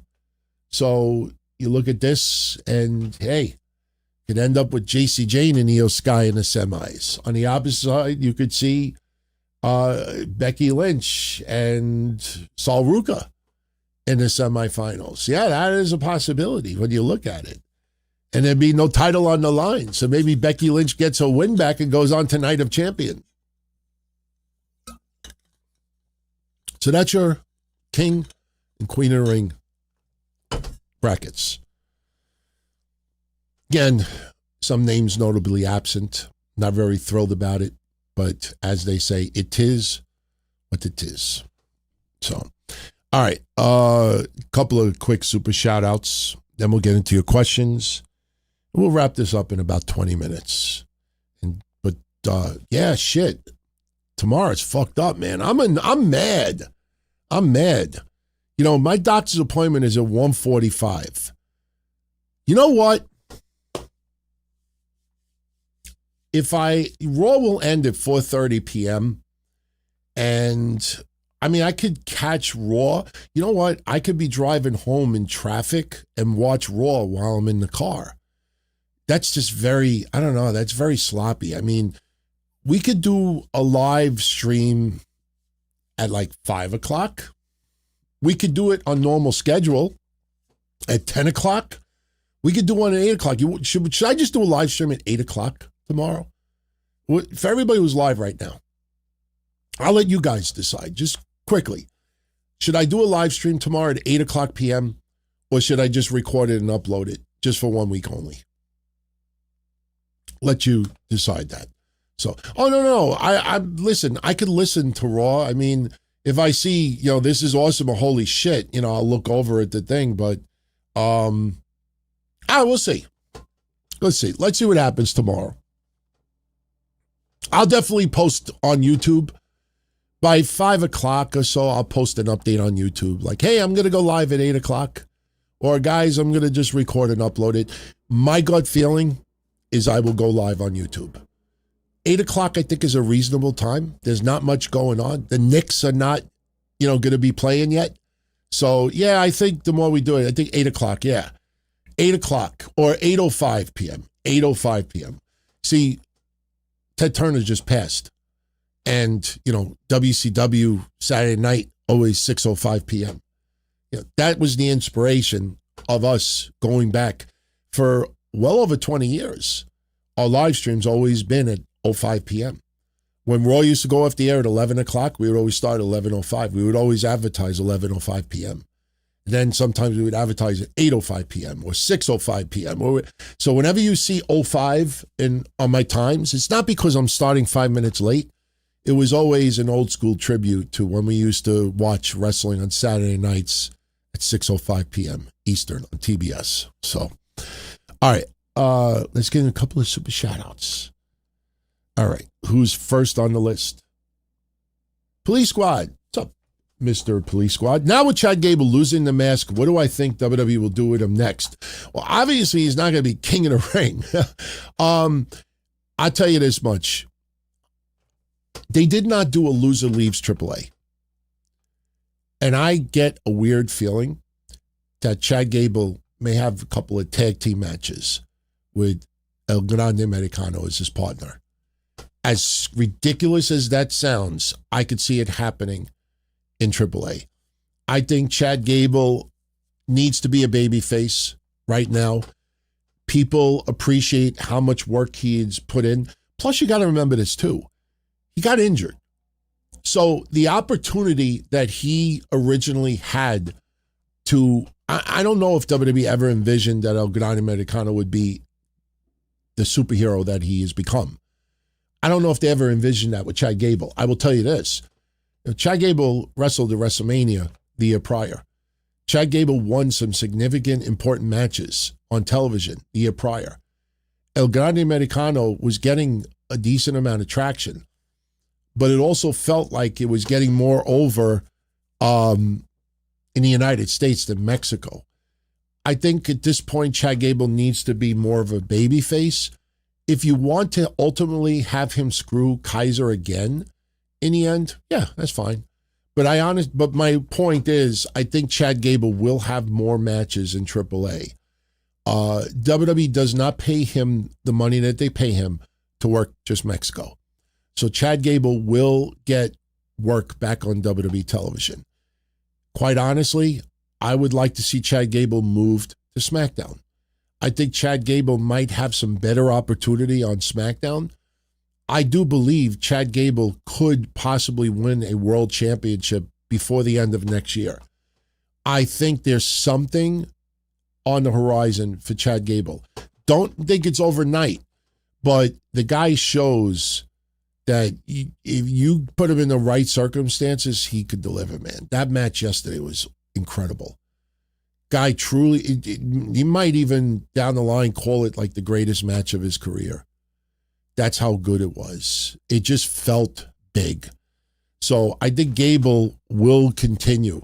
I don't like the idea, Spring, of him challenging Penta because I could see him losing. I think Gable could use some victories right now. And the problem is WWE doesn't have a lot of squash talent anymore. So there isn't a whole plethora of people that Gable could get into. But I also think Gable is going to work more AAA.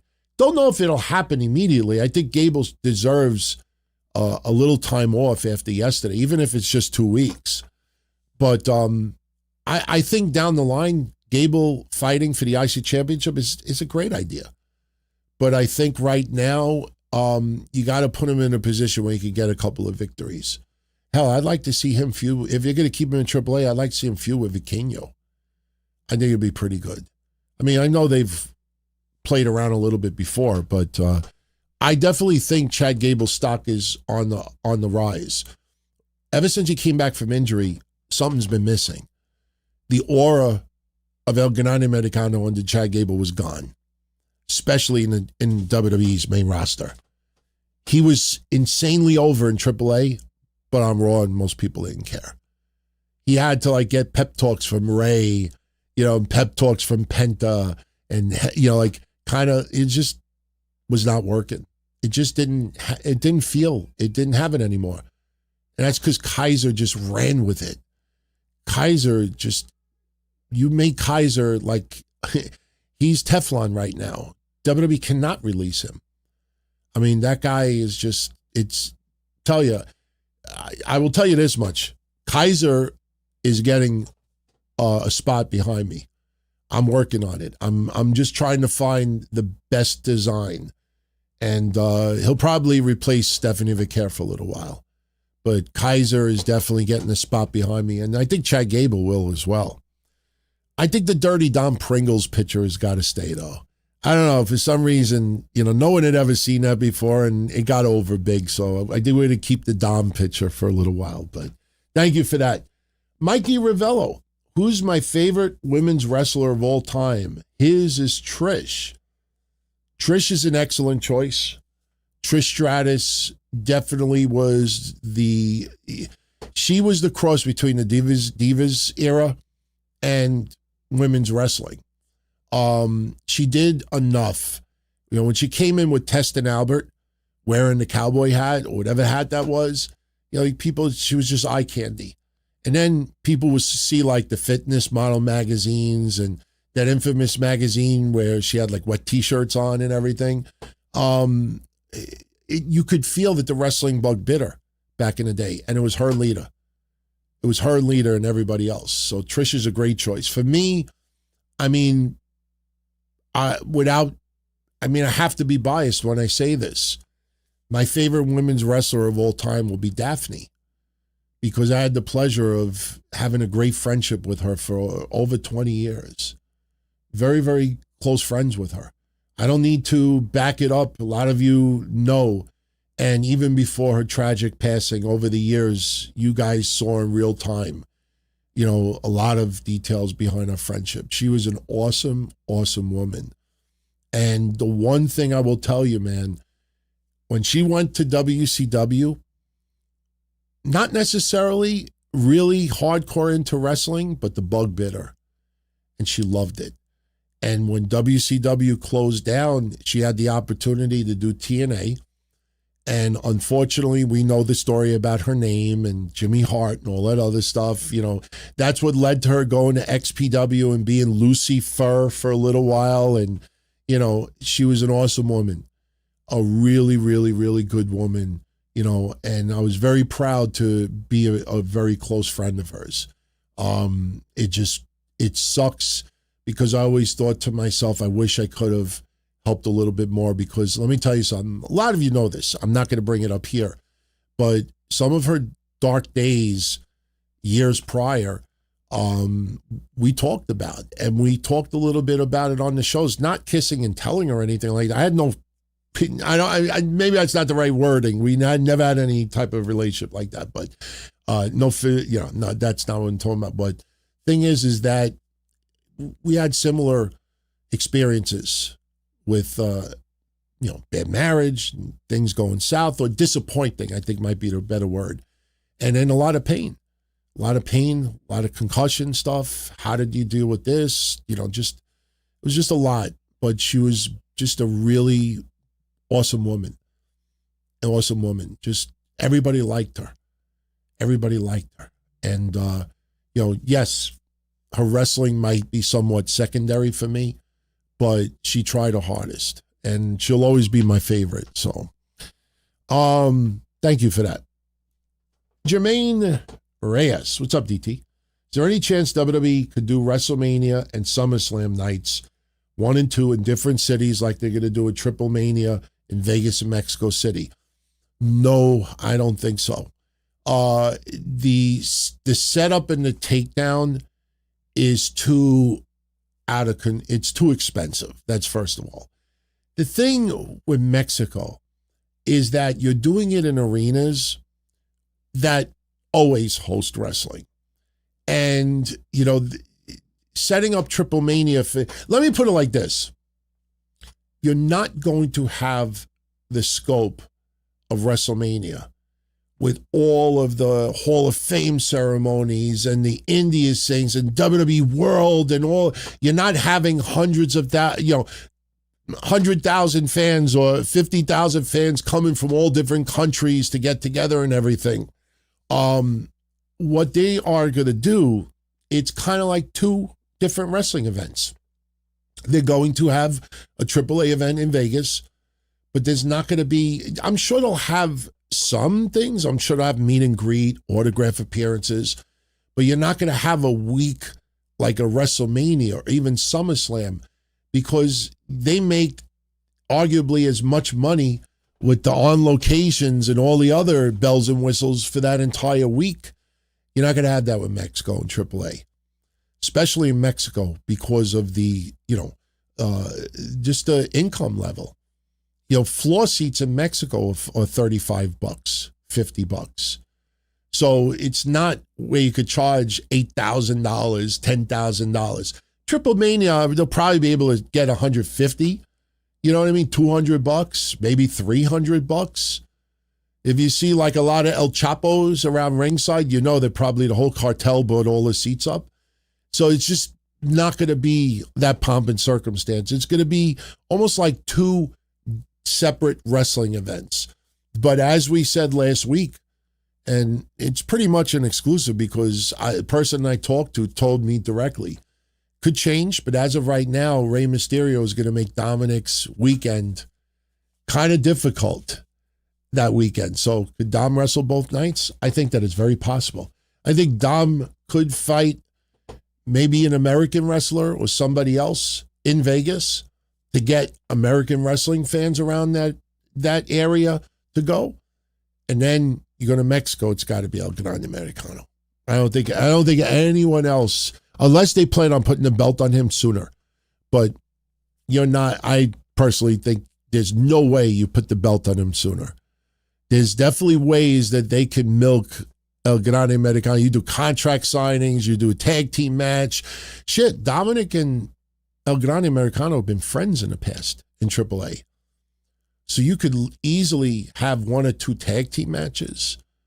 And maybe Dom turns on El Gran Americano. You could do a tournament.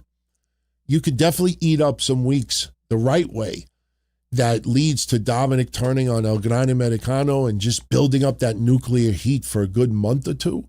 And then that leads to Triple Mania. That'll get big viewership on YouTube too. And remember, the average income level of a AAA wrestler that's not on Raw or SmackDown, it is substantially lower than the Raw and SmackDown wrestlers. So that's why I don't think it would be on that level. But it'll be solid, though. Absolutely, it'll be solid. Thank you for that. Jim Kahn. Someone asked Tony, no indies, WrestleMania weekend, Mania, or any shows in North America. Tony smiled and said, yep, I think Tony's got a big opportunity next year. I'm saying this with the utmost sincerity. Tony Khan, I think invalids who are on their deathbed would make a better decision than Tony Khan. You do not put on a pay-per-view the same weekend as WrestleMania because there's no WrestleMania in the United States.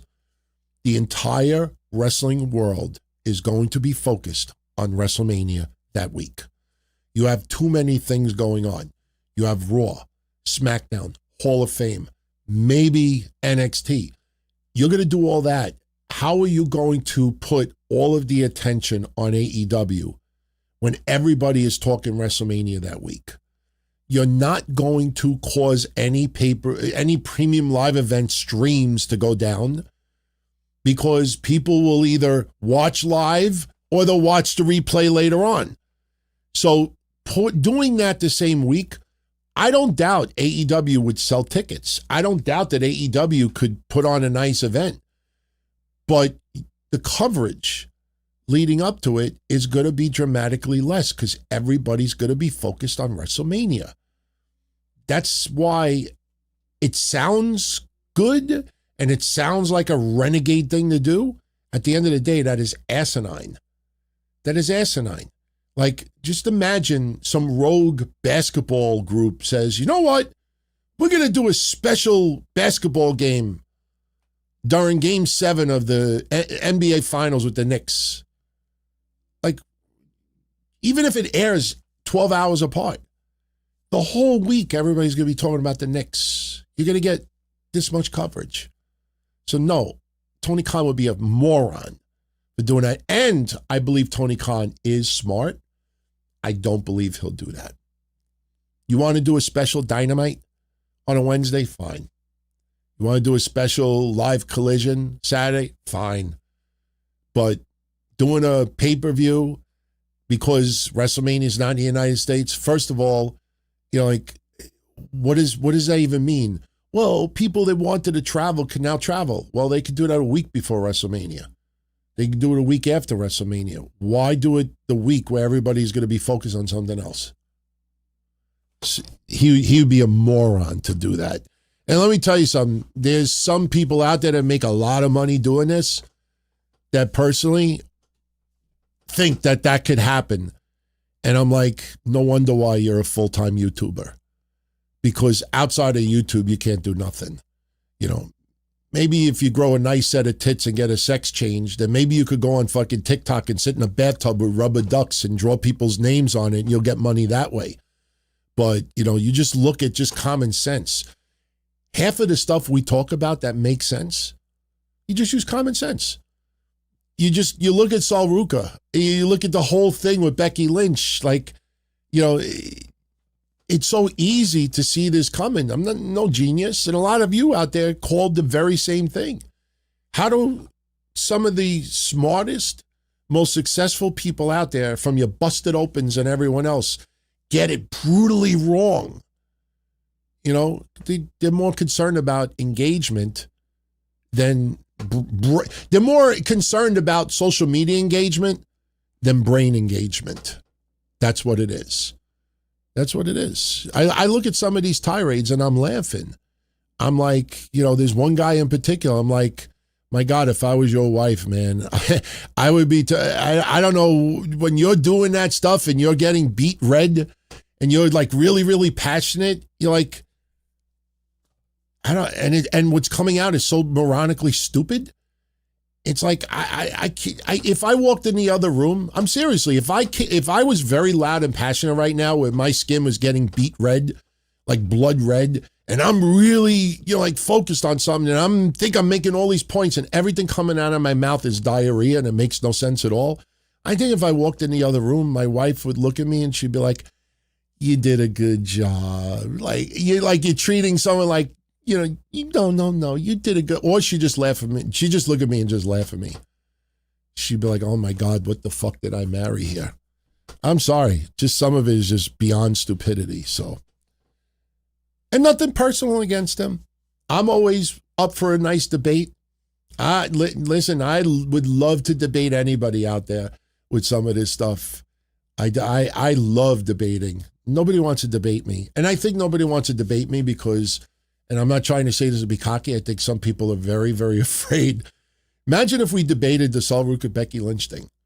I think she's being screwed in a Saturday night's main event. Imagine we throw this scenario out there. No, blah, blah, blah, blah. And then we get the Clash in Italy and we see this here. I guarantee you the original debate that we had on a live stream would be, somehow deleted.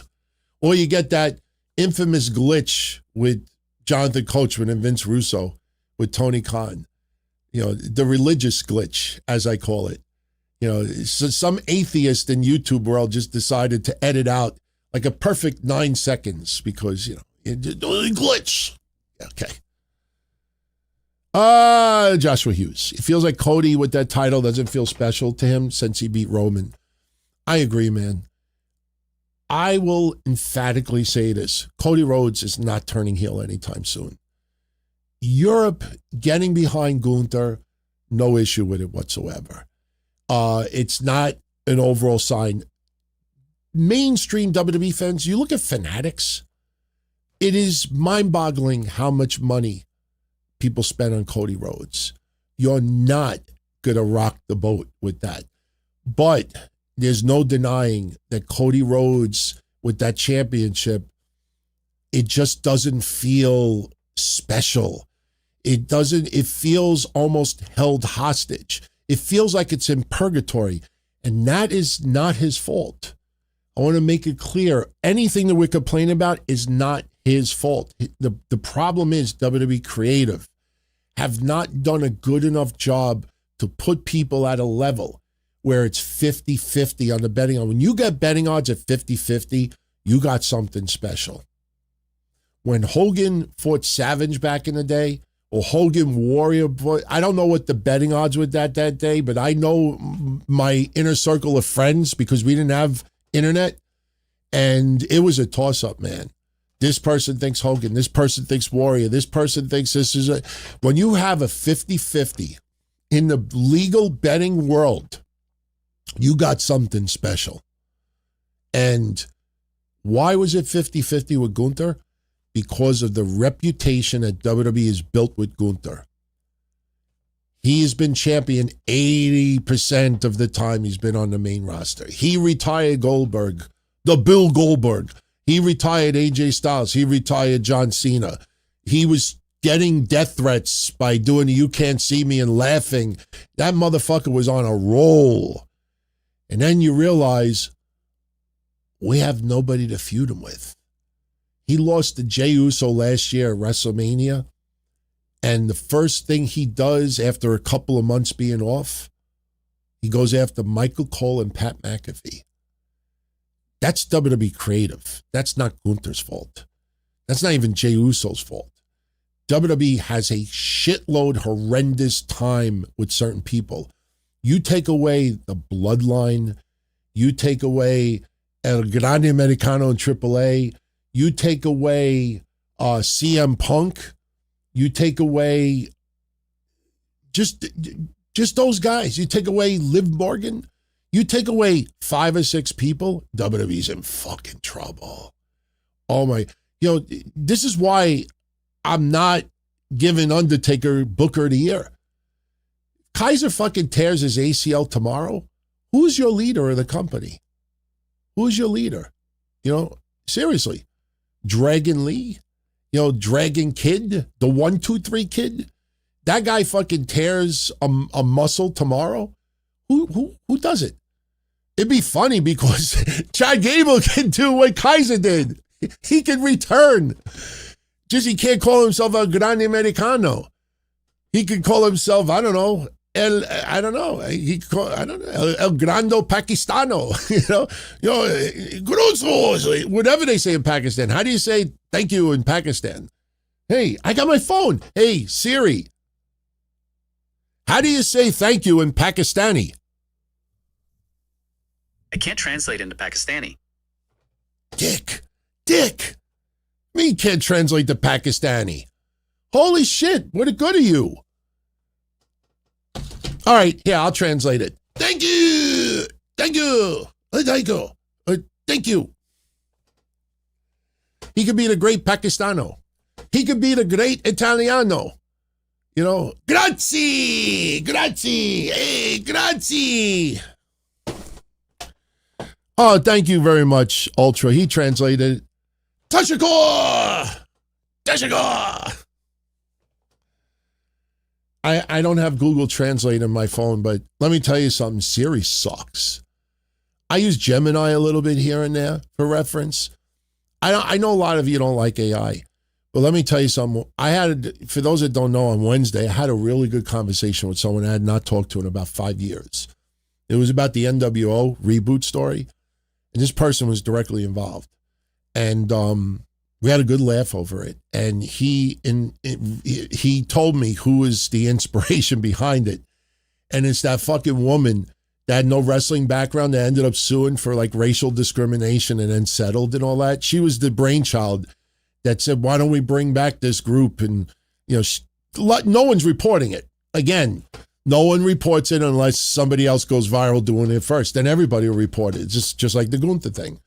But the funny thing was after I talked to this person, he had mentioned a couple of names that did not ring a bell to me. So I just jotted down a few names.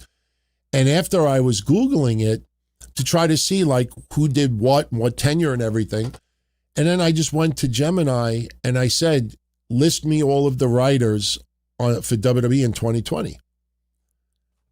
And it gave me every writer and told me which brand and everything like that. And everything was correct to what this person said to me.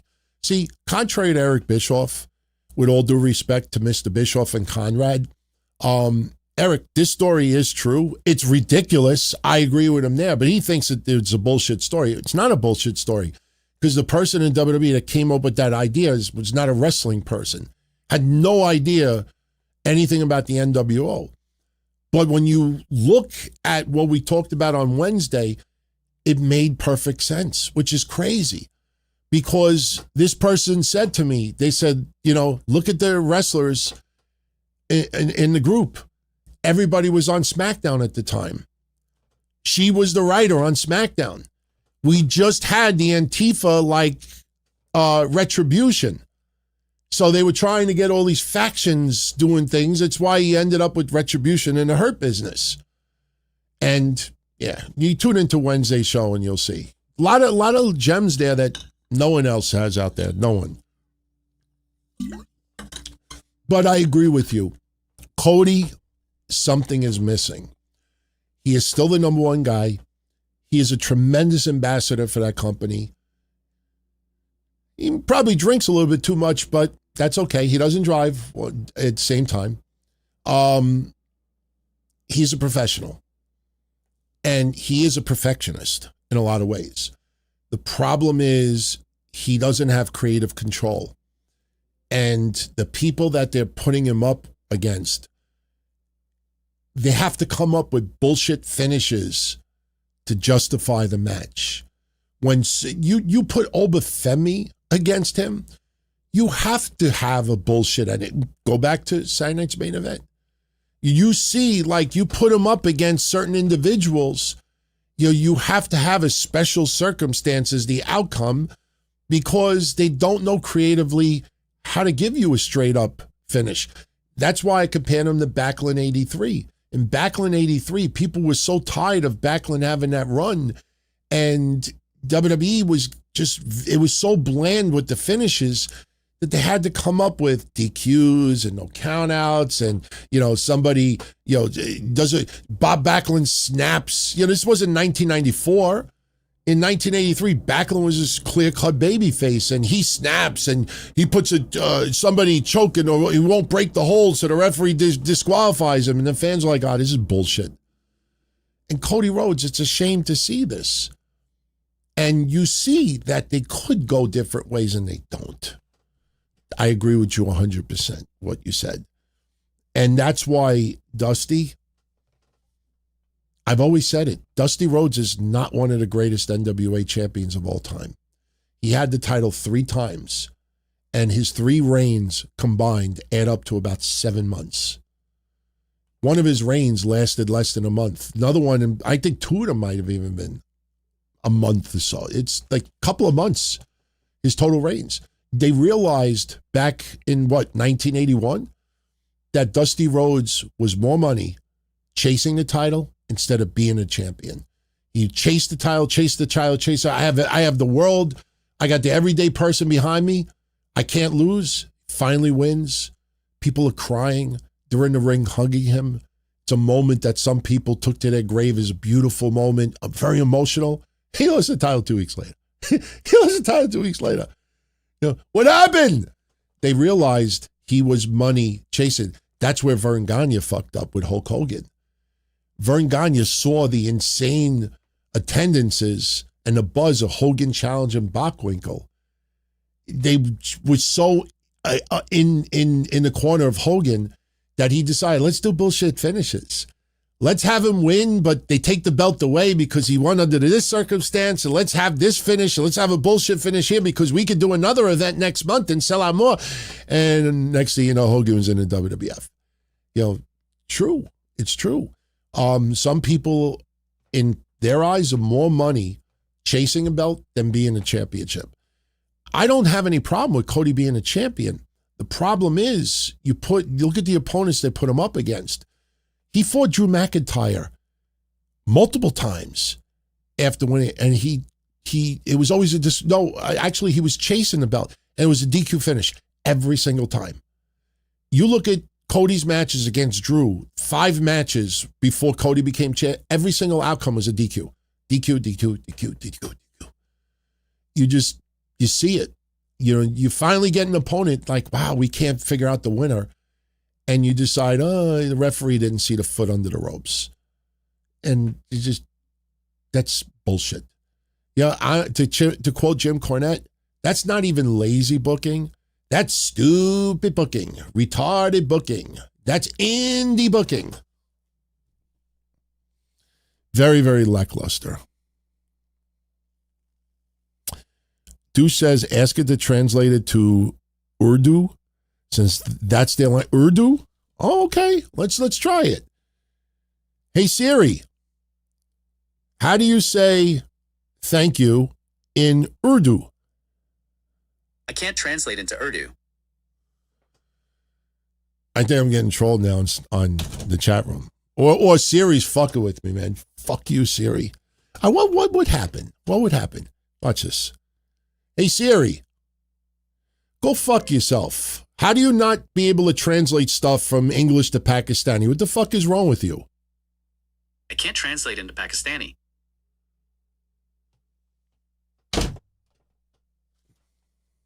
Fucking dummy. I want to play reverse psychology. I'm trying to think how I could play reverse psychology. Okay. Okay. I'll say it like this. Hey, Siri. What word in Pakistani means thank you? Not a swear word, but quintessentially Pakistani. Shukriya means thank you and reflects the warmth and politeness of the culture. This answer is from Australia. I just got the answer. I just fucking outsmarted Siri. Shukriya. Hey, Siri. How come you could give me a definition of a word in Pakistani, but you can't translate it? What the fuck is the difference? Don't have an answer for that. Hey, Siri. Are you trolling me right now? Here's what I found. Oh, go fuck yourself, man. I just outsmarted Siri. Fuck you. Fuck you. And that wasn't scripted, obviously, so fuck you. Shakurian. Listen, I just randomly chose Pakistani. I have friends that are Pakistani. Not that it makes it any different, but, I don't want anybody to think like I singled out Pakistani. So, all right, let's get into a couple of questions. We actually went a little bit over, so let's finish up in 10 minutes. We're at 2 hours and 12 minutes right now. I got shit to do, and but yes, we will go live 8 p.m. Monday night. 8:05 p.m. Monday night. I will make it official. I will put it in the comments. I will post it on social media, and I'll post a little comment on YouTube as well. 8:05 p.m. Monday night. We'll cover Raw, get into news, whatever else, blah, blah, blah. Kevin Milwaukee. When Ace Austin pulls out a playing card, shouldn't the referee call for a disqualification when the card makes contact with his opponent?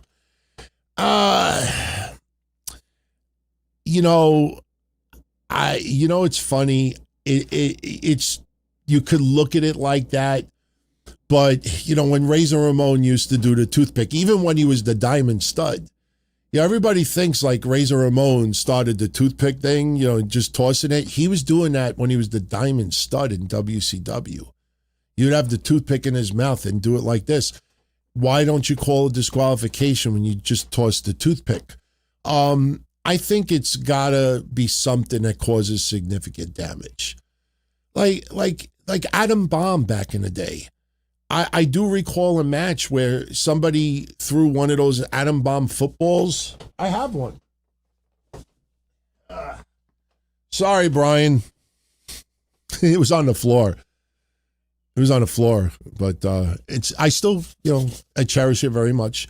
But one of these were in the ring, and he threw it and hit his opponent. They didn't call for disqualification. I think it has to do some bit of damage. I think it needs to do a little bit of damage. It's kind of like if you throw a towel in some person's face or a T-shirt. How come the referee doesn't call it disqualification? Now, the T-shirt thing is kind of dumb because as we've watched in the past, it looks like a bad Naked Gun scene. They hold the shirt like they're blinded. I don't have any random shirts. Oh, yes, I do. My room is so messy. My room looks like Dave Meltzer's house. Like, you ever see this in wrestling? They throw a shirt in somebody's face. Like in the real world, if somebody throws a shirt in your face, this is what you do. The fuck you throwing a shirt in my face for, you asshole? I was about to shove this up your ass. No, in the wrestling world, this is what happens. You get it thrown in the face. They're like this.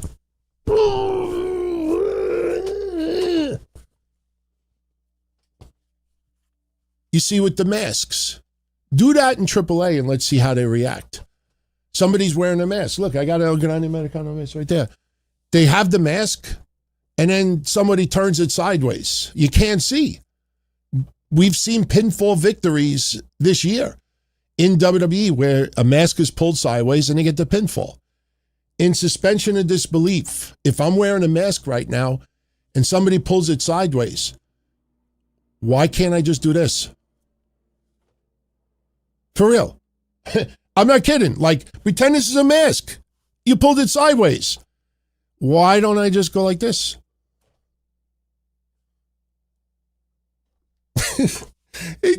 You use common sense and you think. That's why, thank God, I give credit to Mick Foley. He said this years later, but we used to say it back in 1996. When he did the mandible claw in 1996, one of my friends, because we used to backyard a lot before my car accident, and one of my friends in 1996 put the mandible claw on somebody, and he thought he was going to be slick. He was going to try to push on his tonsils. I mean, his fingers were long, but I don't think they're like that long. But he put his fingers in my friend's mouth, and you know what my friend did? He bit his fingers. And we realized, like, if you're having a match with Mankind and he puts the fucking fingers in your mouth, why don't you just bite on them? That's it. Got to break the hold. Unless he wants fucking Messiah hands after that. S21, why do wrestlers bounce back from an Irish whip? Because the cable is supposed to give you, it whips you back. Here's a good one. Somebody throws a chair and it hits the top of the rope and it bounces back and hits them in the face. For some people, they really get busted open that way. We've seen that happen. There is a legit springboard effect from it. I trained for VPW's wrestling school for 9 months. Back in the mid-2000s, I went to wrestling school for almost a year. I legitimately put as much effort as I could at the time. I ran the ropes. And let me tell you something, when you push against the ropes, it does give you a little bit of bounce back to run it. Let me put it this way. If you ran the ropes and the ropes just pushed back, you would get stuck. Like, you literally, you want that little push afterwards. It does give you momentum back. And when I used to run the ropes, I think it was 3 steps or 4. I think it was 3. It was 1, 2, 3 and turn and hit with your back. And then you go 1, 2, 3 and turn the opposite way. And that's how we would run the ropes. I do have a little ring back there, but it's 2 pieces, so I can't show you. But you literally would just go 1, 2, 3, and then with your back, and you get a little push from it, and you go 1, 2, 3, and you go to the other side. So, when you backyard, some people would just tried to use bungee cords. I went to an indie wrestling event in the mid-2000s, and it was backyard. I mean, it was a block party. And they tried to make a wrestling ring in a block party, and they used bungee cords to try to use as wrestling ropes. I don't remember who it was. It might have been Frankie Stars. There was some legit indie. I think SATs were on that show too. And somebody got thrown into the bungee cord and just fell backwards onto the cement on the street. They actually thought that the bungee cord would push back, but they're on hooks. So you literally just get like weight against someone and the hooks would just straighten out and you'd fall backwards onto the street like a bad cartoon. They didn't test them out first. They didn't test them out. Some people with barbed wire. This is legit. If any of you still talk to Lowlife Willie Ramos, he'll tell you. One time I went to Jamaica Avenue in Jamaica, Queens, and bought I don't know if it was 200 or 300 feet of barbed wire for him to use in a match. And I brought the barbed wire there, and it was the wrong barbed wire. It was so thin that even if you tried to simulate that you're being thrown into it, if you watch some really backyard indie promotions that do barbed wire matches, what usually happens? They get tossed into it, and if just they even a little bit touch the barbed wire, they just completely collapse onto the floor, and all the barbed wire goes with it. There's no give whatsoever. And in some ways, that's a good thing, because just imagine if you use the wrong barbed wire, and especially if you got, those points, and it just goes, you fall back into it and there's no give. You could probably get stabbed pretty good. That's why I never fucked around with barbed wire. No. No. Keep that for the people who truly know what they're doing. So, 316. What do I think about the way they're booking Liv Morgan? No issue whatsoever. WrestleMania, there was a lot of focus on some people. And once WrestleMania came and went, they earned their pay. Take a little time off. Take, CM Punk off TV completely. Liv on TV, but a little bit more focus on Roxanne and Raquel. Now you will start seeing Liv back in the picture. Personally, what I think is going to happen with that tournament is Stephanie Vicaire is going to show up. And because it's a fall-away, there's no disqualification. And she'll probably ruin Liv Morgan's chance of advancing. Maybe not the first round, but if not the first, the second round. Liv, take a little step back, put a little focus on Sol Ruca. I have no issue with it whatsoever. Liv Morgan is not being misused. She's not being buried. They just, after WrestleMania, they wanted to give a little bit of spotlight on someone else. That's why even with JC Jane, she needed a little bit more of that spotlight, and they kind of pushed back Rhea Ripley a little bit, having her interact with Io still, having her interact with Charlotte and Alexa, just trying to keep her around, but not too much. So, yeah, she's fine. Bobby Means. What's up, Bobby? Thank you, as always, for your support, my friend. Do I think there's a chance of Alexa winning Queen of the Ring? He thinks Alexa and Rhea would be more interesting than Charlotte. Alexa Bliss is extremely popular in Saudi Arabia. I don't know if that's a SummerSlam match. I don't know. I got news for you. I would, I haven't done my predictions yet, but my instinct to think outside the box is I would love Io Sky to win Queen of the Ring, challenge Rhea Ripley for the championship. Io Sky versus Rhea Ripley. Even though they're close friends, I would not be against that match at SummerSlam. That's why I don't think Liv Morgan is going to win this. Because if you simply would have done champion versus champion, which we thought all along, Liv's the women's champion on Raw. Rhea's the women's champion on SmackDown. They're going to face each other. Night of Champions. They're not doing that. Doesn't mean it still can't happen, because you could have King and Queen of the Ring. We don't know what the other title matches are. The thing is, with so many more titles now, not every single one could be defended. So this could be a way to kind of take the attention off of someone. But I would not be against Io Sky facing Rhea at SummerSlam. I don't know if Alexa versus Rhea at SummerSlam is possible. It's not bad, but I'm just envisioning Rhea Ripley doing riptides and stuff like that, and I don't know how Alexa's suspension of disbelief would be able to keep up. I kind of feel more that we may see the split with Alexa and Charlotte.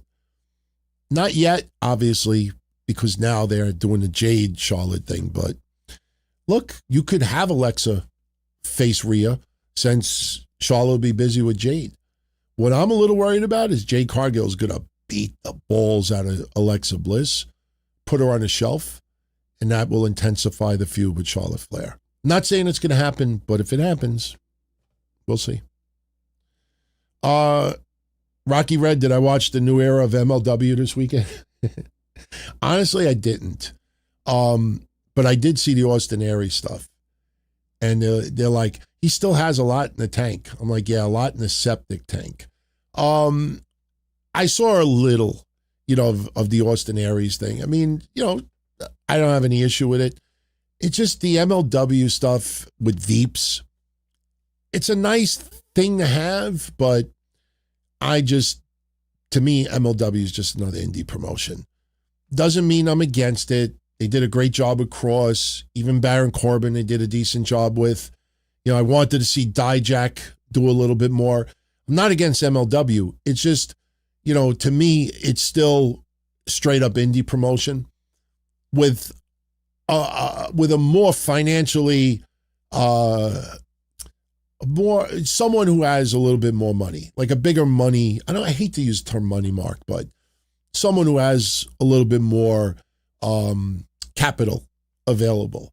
But it doesn't mean that I'm against it. I was there for MLW's first ever event. I was there in the ECW arena. A lot of you know that story. My friend was personal supplier for Vampiro for his medication. And if you watch that match for MLW's first event in the ECW arena, you will hear Percocet, Percocet during Vampiro's match. I don't know if they ever caught it on camera. You kind of, I think, see it. I mean, I haven't watched that match in years, but I remember Matt Zombie started chanting certain medicinal names, and literally, like, Vampiro turns around and he's like this. But you will actually hear it. You will hear a subtle medication chant during his match. That is legit. I have some cool photos from that night. I sat front row. I have an awesome bunch of photos of Shane Douglas versus Steve Corino. We were into MLW. Then they fucked with us. Court Bauer, when he went to Florida, he fucked with USA Pro Wrestling. There's an infamous story, which we'll talk another day. We're almost out of time now.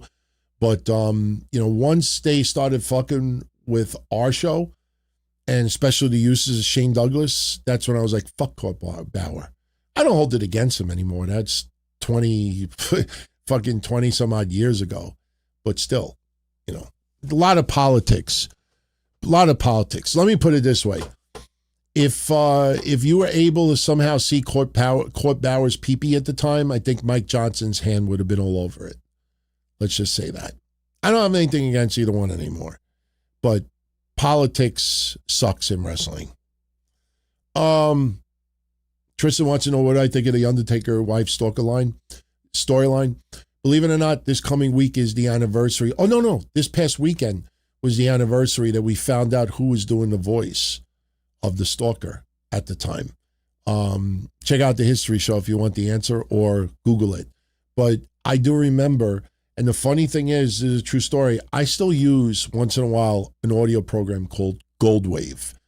Anyone out there ever used Goldwave over the years? Goldwave has been around 25 years, maybe more, I don't know. But I'm pretty sure Goldwave was the first audio program I used. And when we had the stalker storyline on TV in that voice, I recorded the voice and I started playing around with the speed on Goldwave, and we were able to figure out who the voice was. Obviously, it wasn't Diamond Dallas Page's voice, but Diamond Dallas Page ended up being a stalker. It was strange. It was very strange for DDP to be the stalker, but it was something you didn't expect, and I enjoyed it. Yeah, Midrange says that MLW was taped months ago. They've done that for a long time.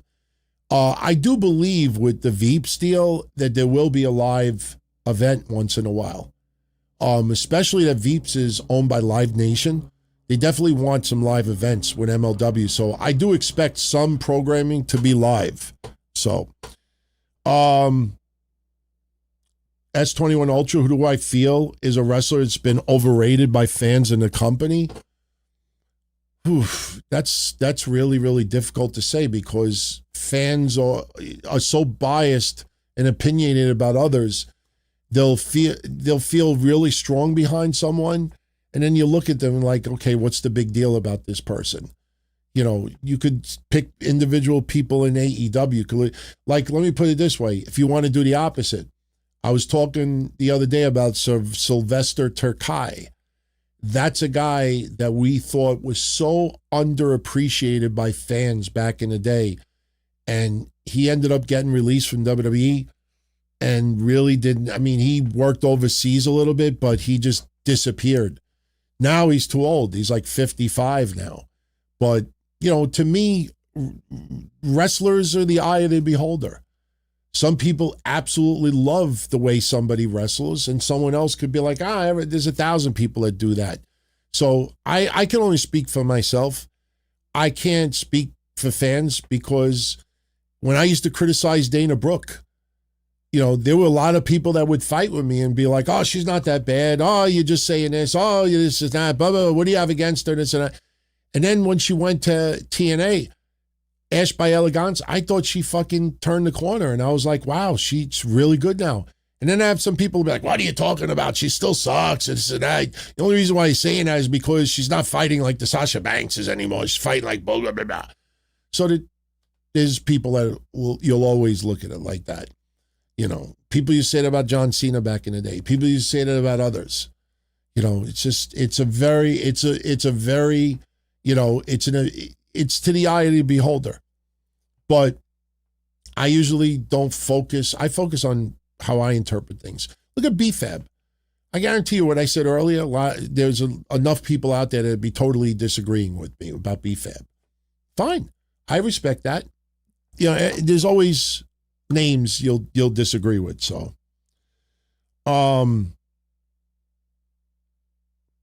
okay, yeah. Deuce says that the YouTube shows are usually double tapings. Yeah, it's cost effective. It's very smart to have 2-3 tapings in one night. You look at even the JCW stuff with Vince Russo and what they're doing with ICP and everything. They tape multiple events. We were talking very, very recently about somebody who was a champion, and they did like 3 or 4 title changes across a 2 or 3 week span. And then you realize, wait, those 4 title changes were done in like a 24-hour period. There was like 1 or 2 tapings for like 5 events, and they had multiple title changes. Somebody won the tag titles, and then they lost it. And then they won it back again, and it was all like the same weekend. But on TV, it spread across like a month and a half. So for indie promotions, that's a smart thing to do. It's a lot more expensive to do shows than I think some people realize. So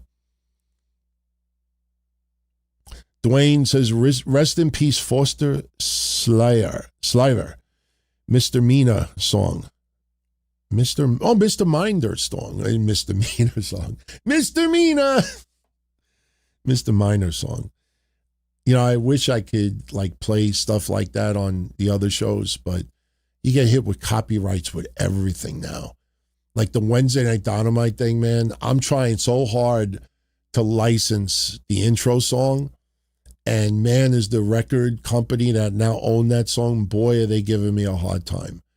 They're literally making me beg. I feel like a dog on my hind legs wanting a treat. I reached out to a company that I thought was handling it. They're like, no, you actually have to contact this company because they represent the original artist who died in like whatever year, and like see what they say and work out a price and then get back to us and we'll make it work. And I contacted them like, why do you want to use it? How many downloads you got? How long do you want to use it for? How long of this show? Yeah. I'm like, look, I want 45 seconds. I want to use it as an intro. I said, it's just a vibe. I said, I don't make money really off of this. I make some, but not a lot. And they're like, well, send us screenshots of this. And I'm saying to myself, this fucking song is 50 years old. Nobody ever heard it before. It's a fucking corny disco song. And I really want to say that back, but they're making me feel like I'm trying to license a Michael Jackson song. In the meanwhile, I'm playing it anyway, so.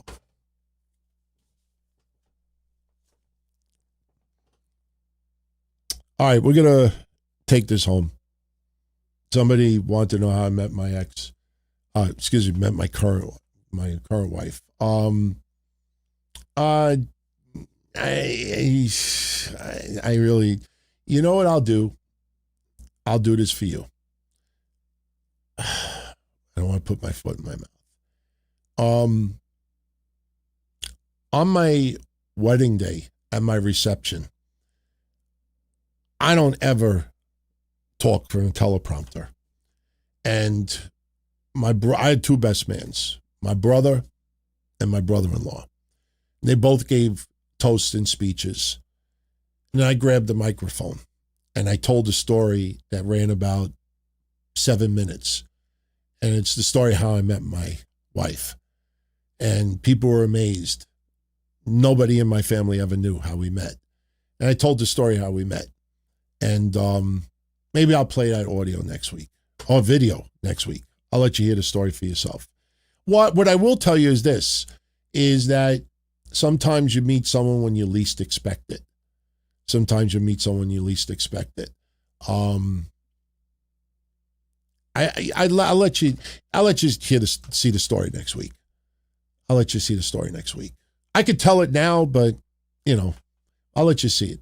I will not forget either. So I have it in my computer. So I will snip out and you'll see the story. Yeah. You know what's funny? I'll tell you this in closing. I went to my goddaughter's wedding yesterday. She is 27. She is the same person that works for the advertising firm in New York City that, gave me a lot of education about Netflix and how they negotiate, to the point where Dave Meltzer stopped talking to me because, I started telling him things and I just think he didn't want to know the truth. And that's what Dave Meltzer does sometimes. Like just when you're telling him or trying to correct something, like suddenly he'll just disappear. It's like the conversation I had last week. A lot of you, if you go on social media, go on my account, @DonTonyD, and look at my reply section. You'll see my reply to Dave. Dave tried to respond back to me, and people responded like, what? What are you talking about, Dave? And he deleted his comment because they realized it was dumb. I'll tell you what it was. You guys will appreciate it. Somebody was telling Dave that Vince McMahon saved WWE from death because of WCW, that WWE almost died because of it, and Vince saved it. And Dave Meltzer said, and I do remember this because his original comment is still up there because he thought he was smart. He said that Vince McMahon never sold one share of stock to help WWE. So I wrote back to Dave. I said, Dave, with all due respect, WCW lost $50 million in 1998. WWE doubled their net worth from $125 million to $250 million in 1999. The WWE stock didn't come out until I think 2002.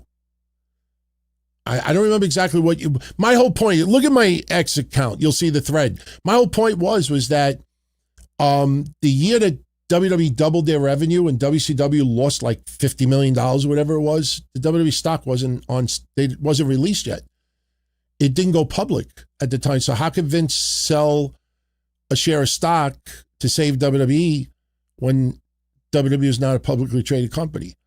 Well, I was talking about this and people are like, what? Like you just said that Vince didn't even sell one share of stock to try to save WWE. WWE's revenue doubled to $250 million before the stock was ever on the market.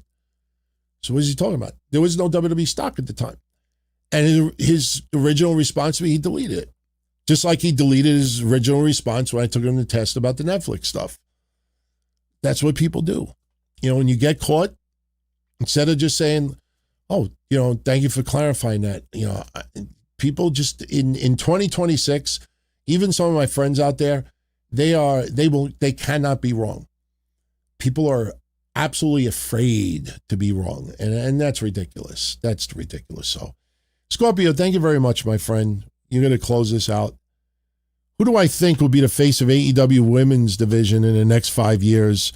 Also, NXT's fresh wave of new women's wrestlers is stacked. Well, the problem right now with NXT's women's staff, their crop of talent, obviously, you look at Lola Vice, she is the number one woman in that company. You have a lot of other women, like from Kalani Jordan and others, that are on the cusp of taking it to the next level. The thing is that they're not household names yet, and some of those names will be gone within the next year. It's just right now NXT is in a rebuilding process, and that's why their ratings have pretty much leveled out to about 500,000 viewers, 600,000 on a good day. But they're in a rebuilding phase.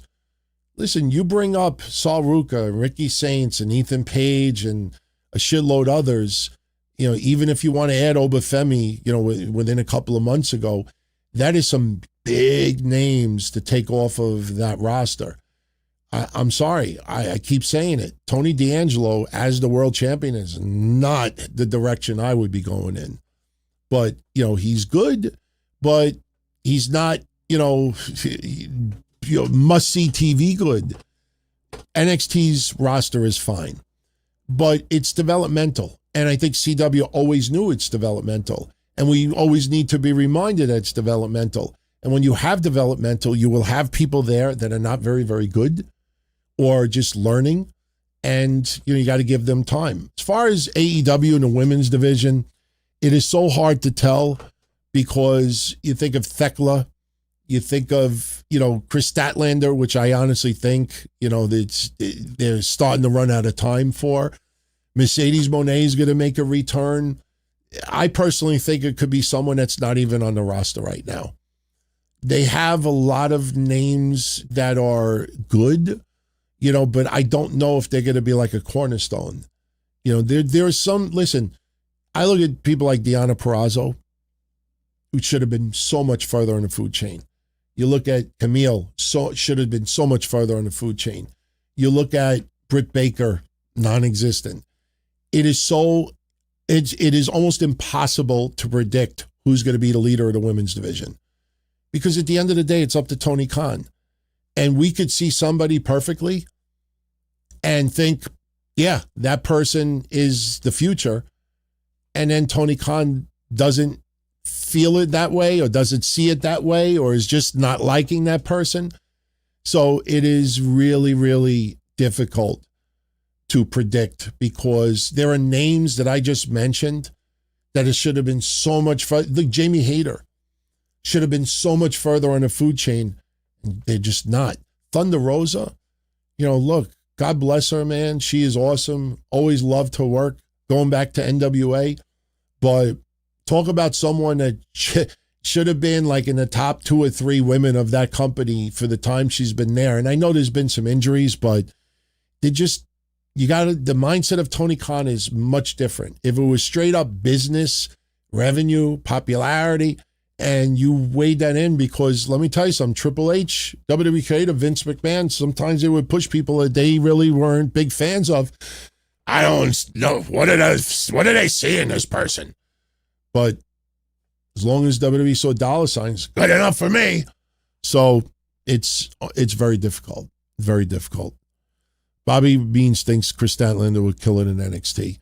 I agree. I just don't know how much she wants it.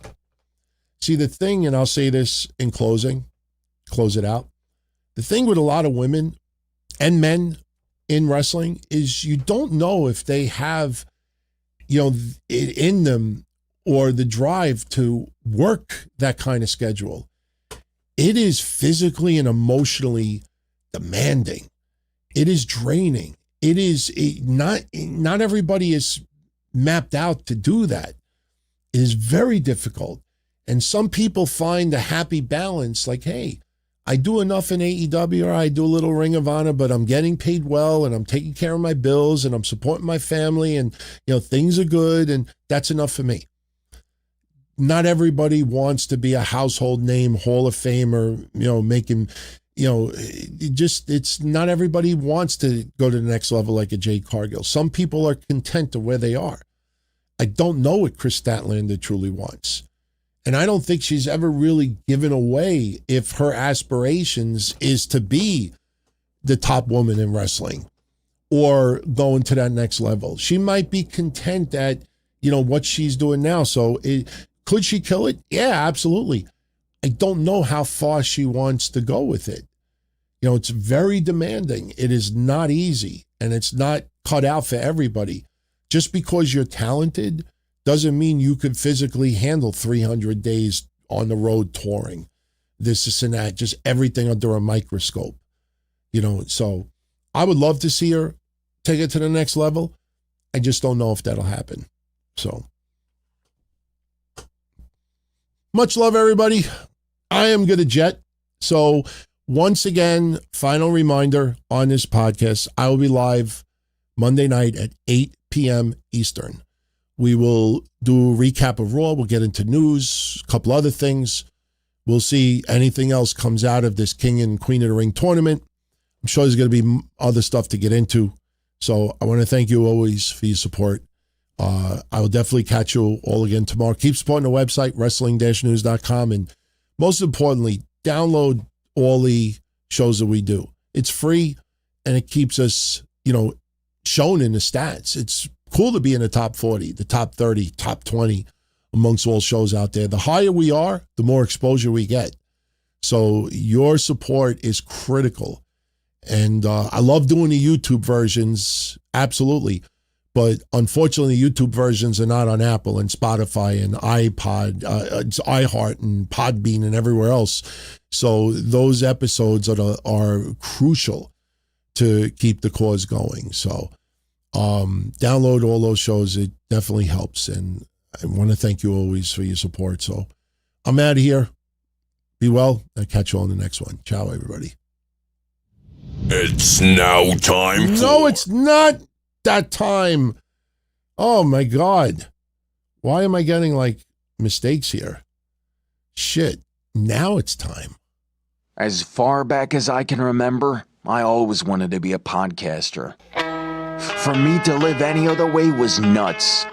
To me, those goody-good people who worked shitty jobs for bum paychecks and took the subway to work every day and worried about their bills were dead. I mean, they were suckers. They had no balls. If I wanted something, I just took it. I ran everything. I paid the bills. I paid the host. I even paid the masked maniac. Everybody had their hands out. Everything was for the taking. We always called each other good fellas. You would always hear from somebody. You're gonna like Don Tony. He's all right. He's a good fella. He's one of us. But if you're part of my crew, nobody ever tells you they're gonna get rid of you. It doesn't happen that way. There weren't any arguments or curses like in the movies.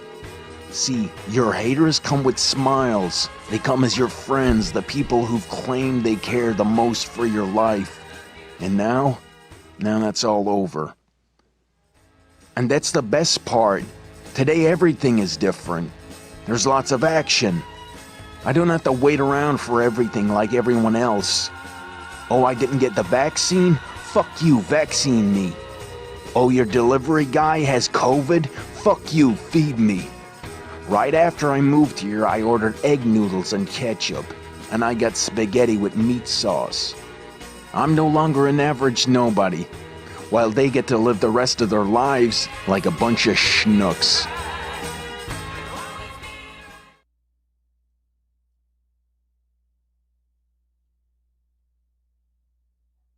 That was a Don Tony sign, by the way.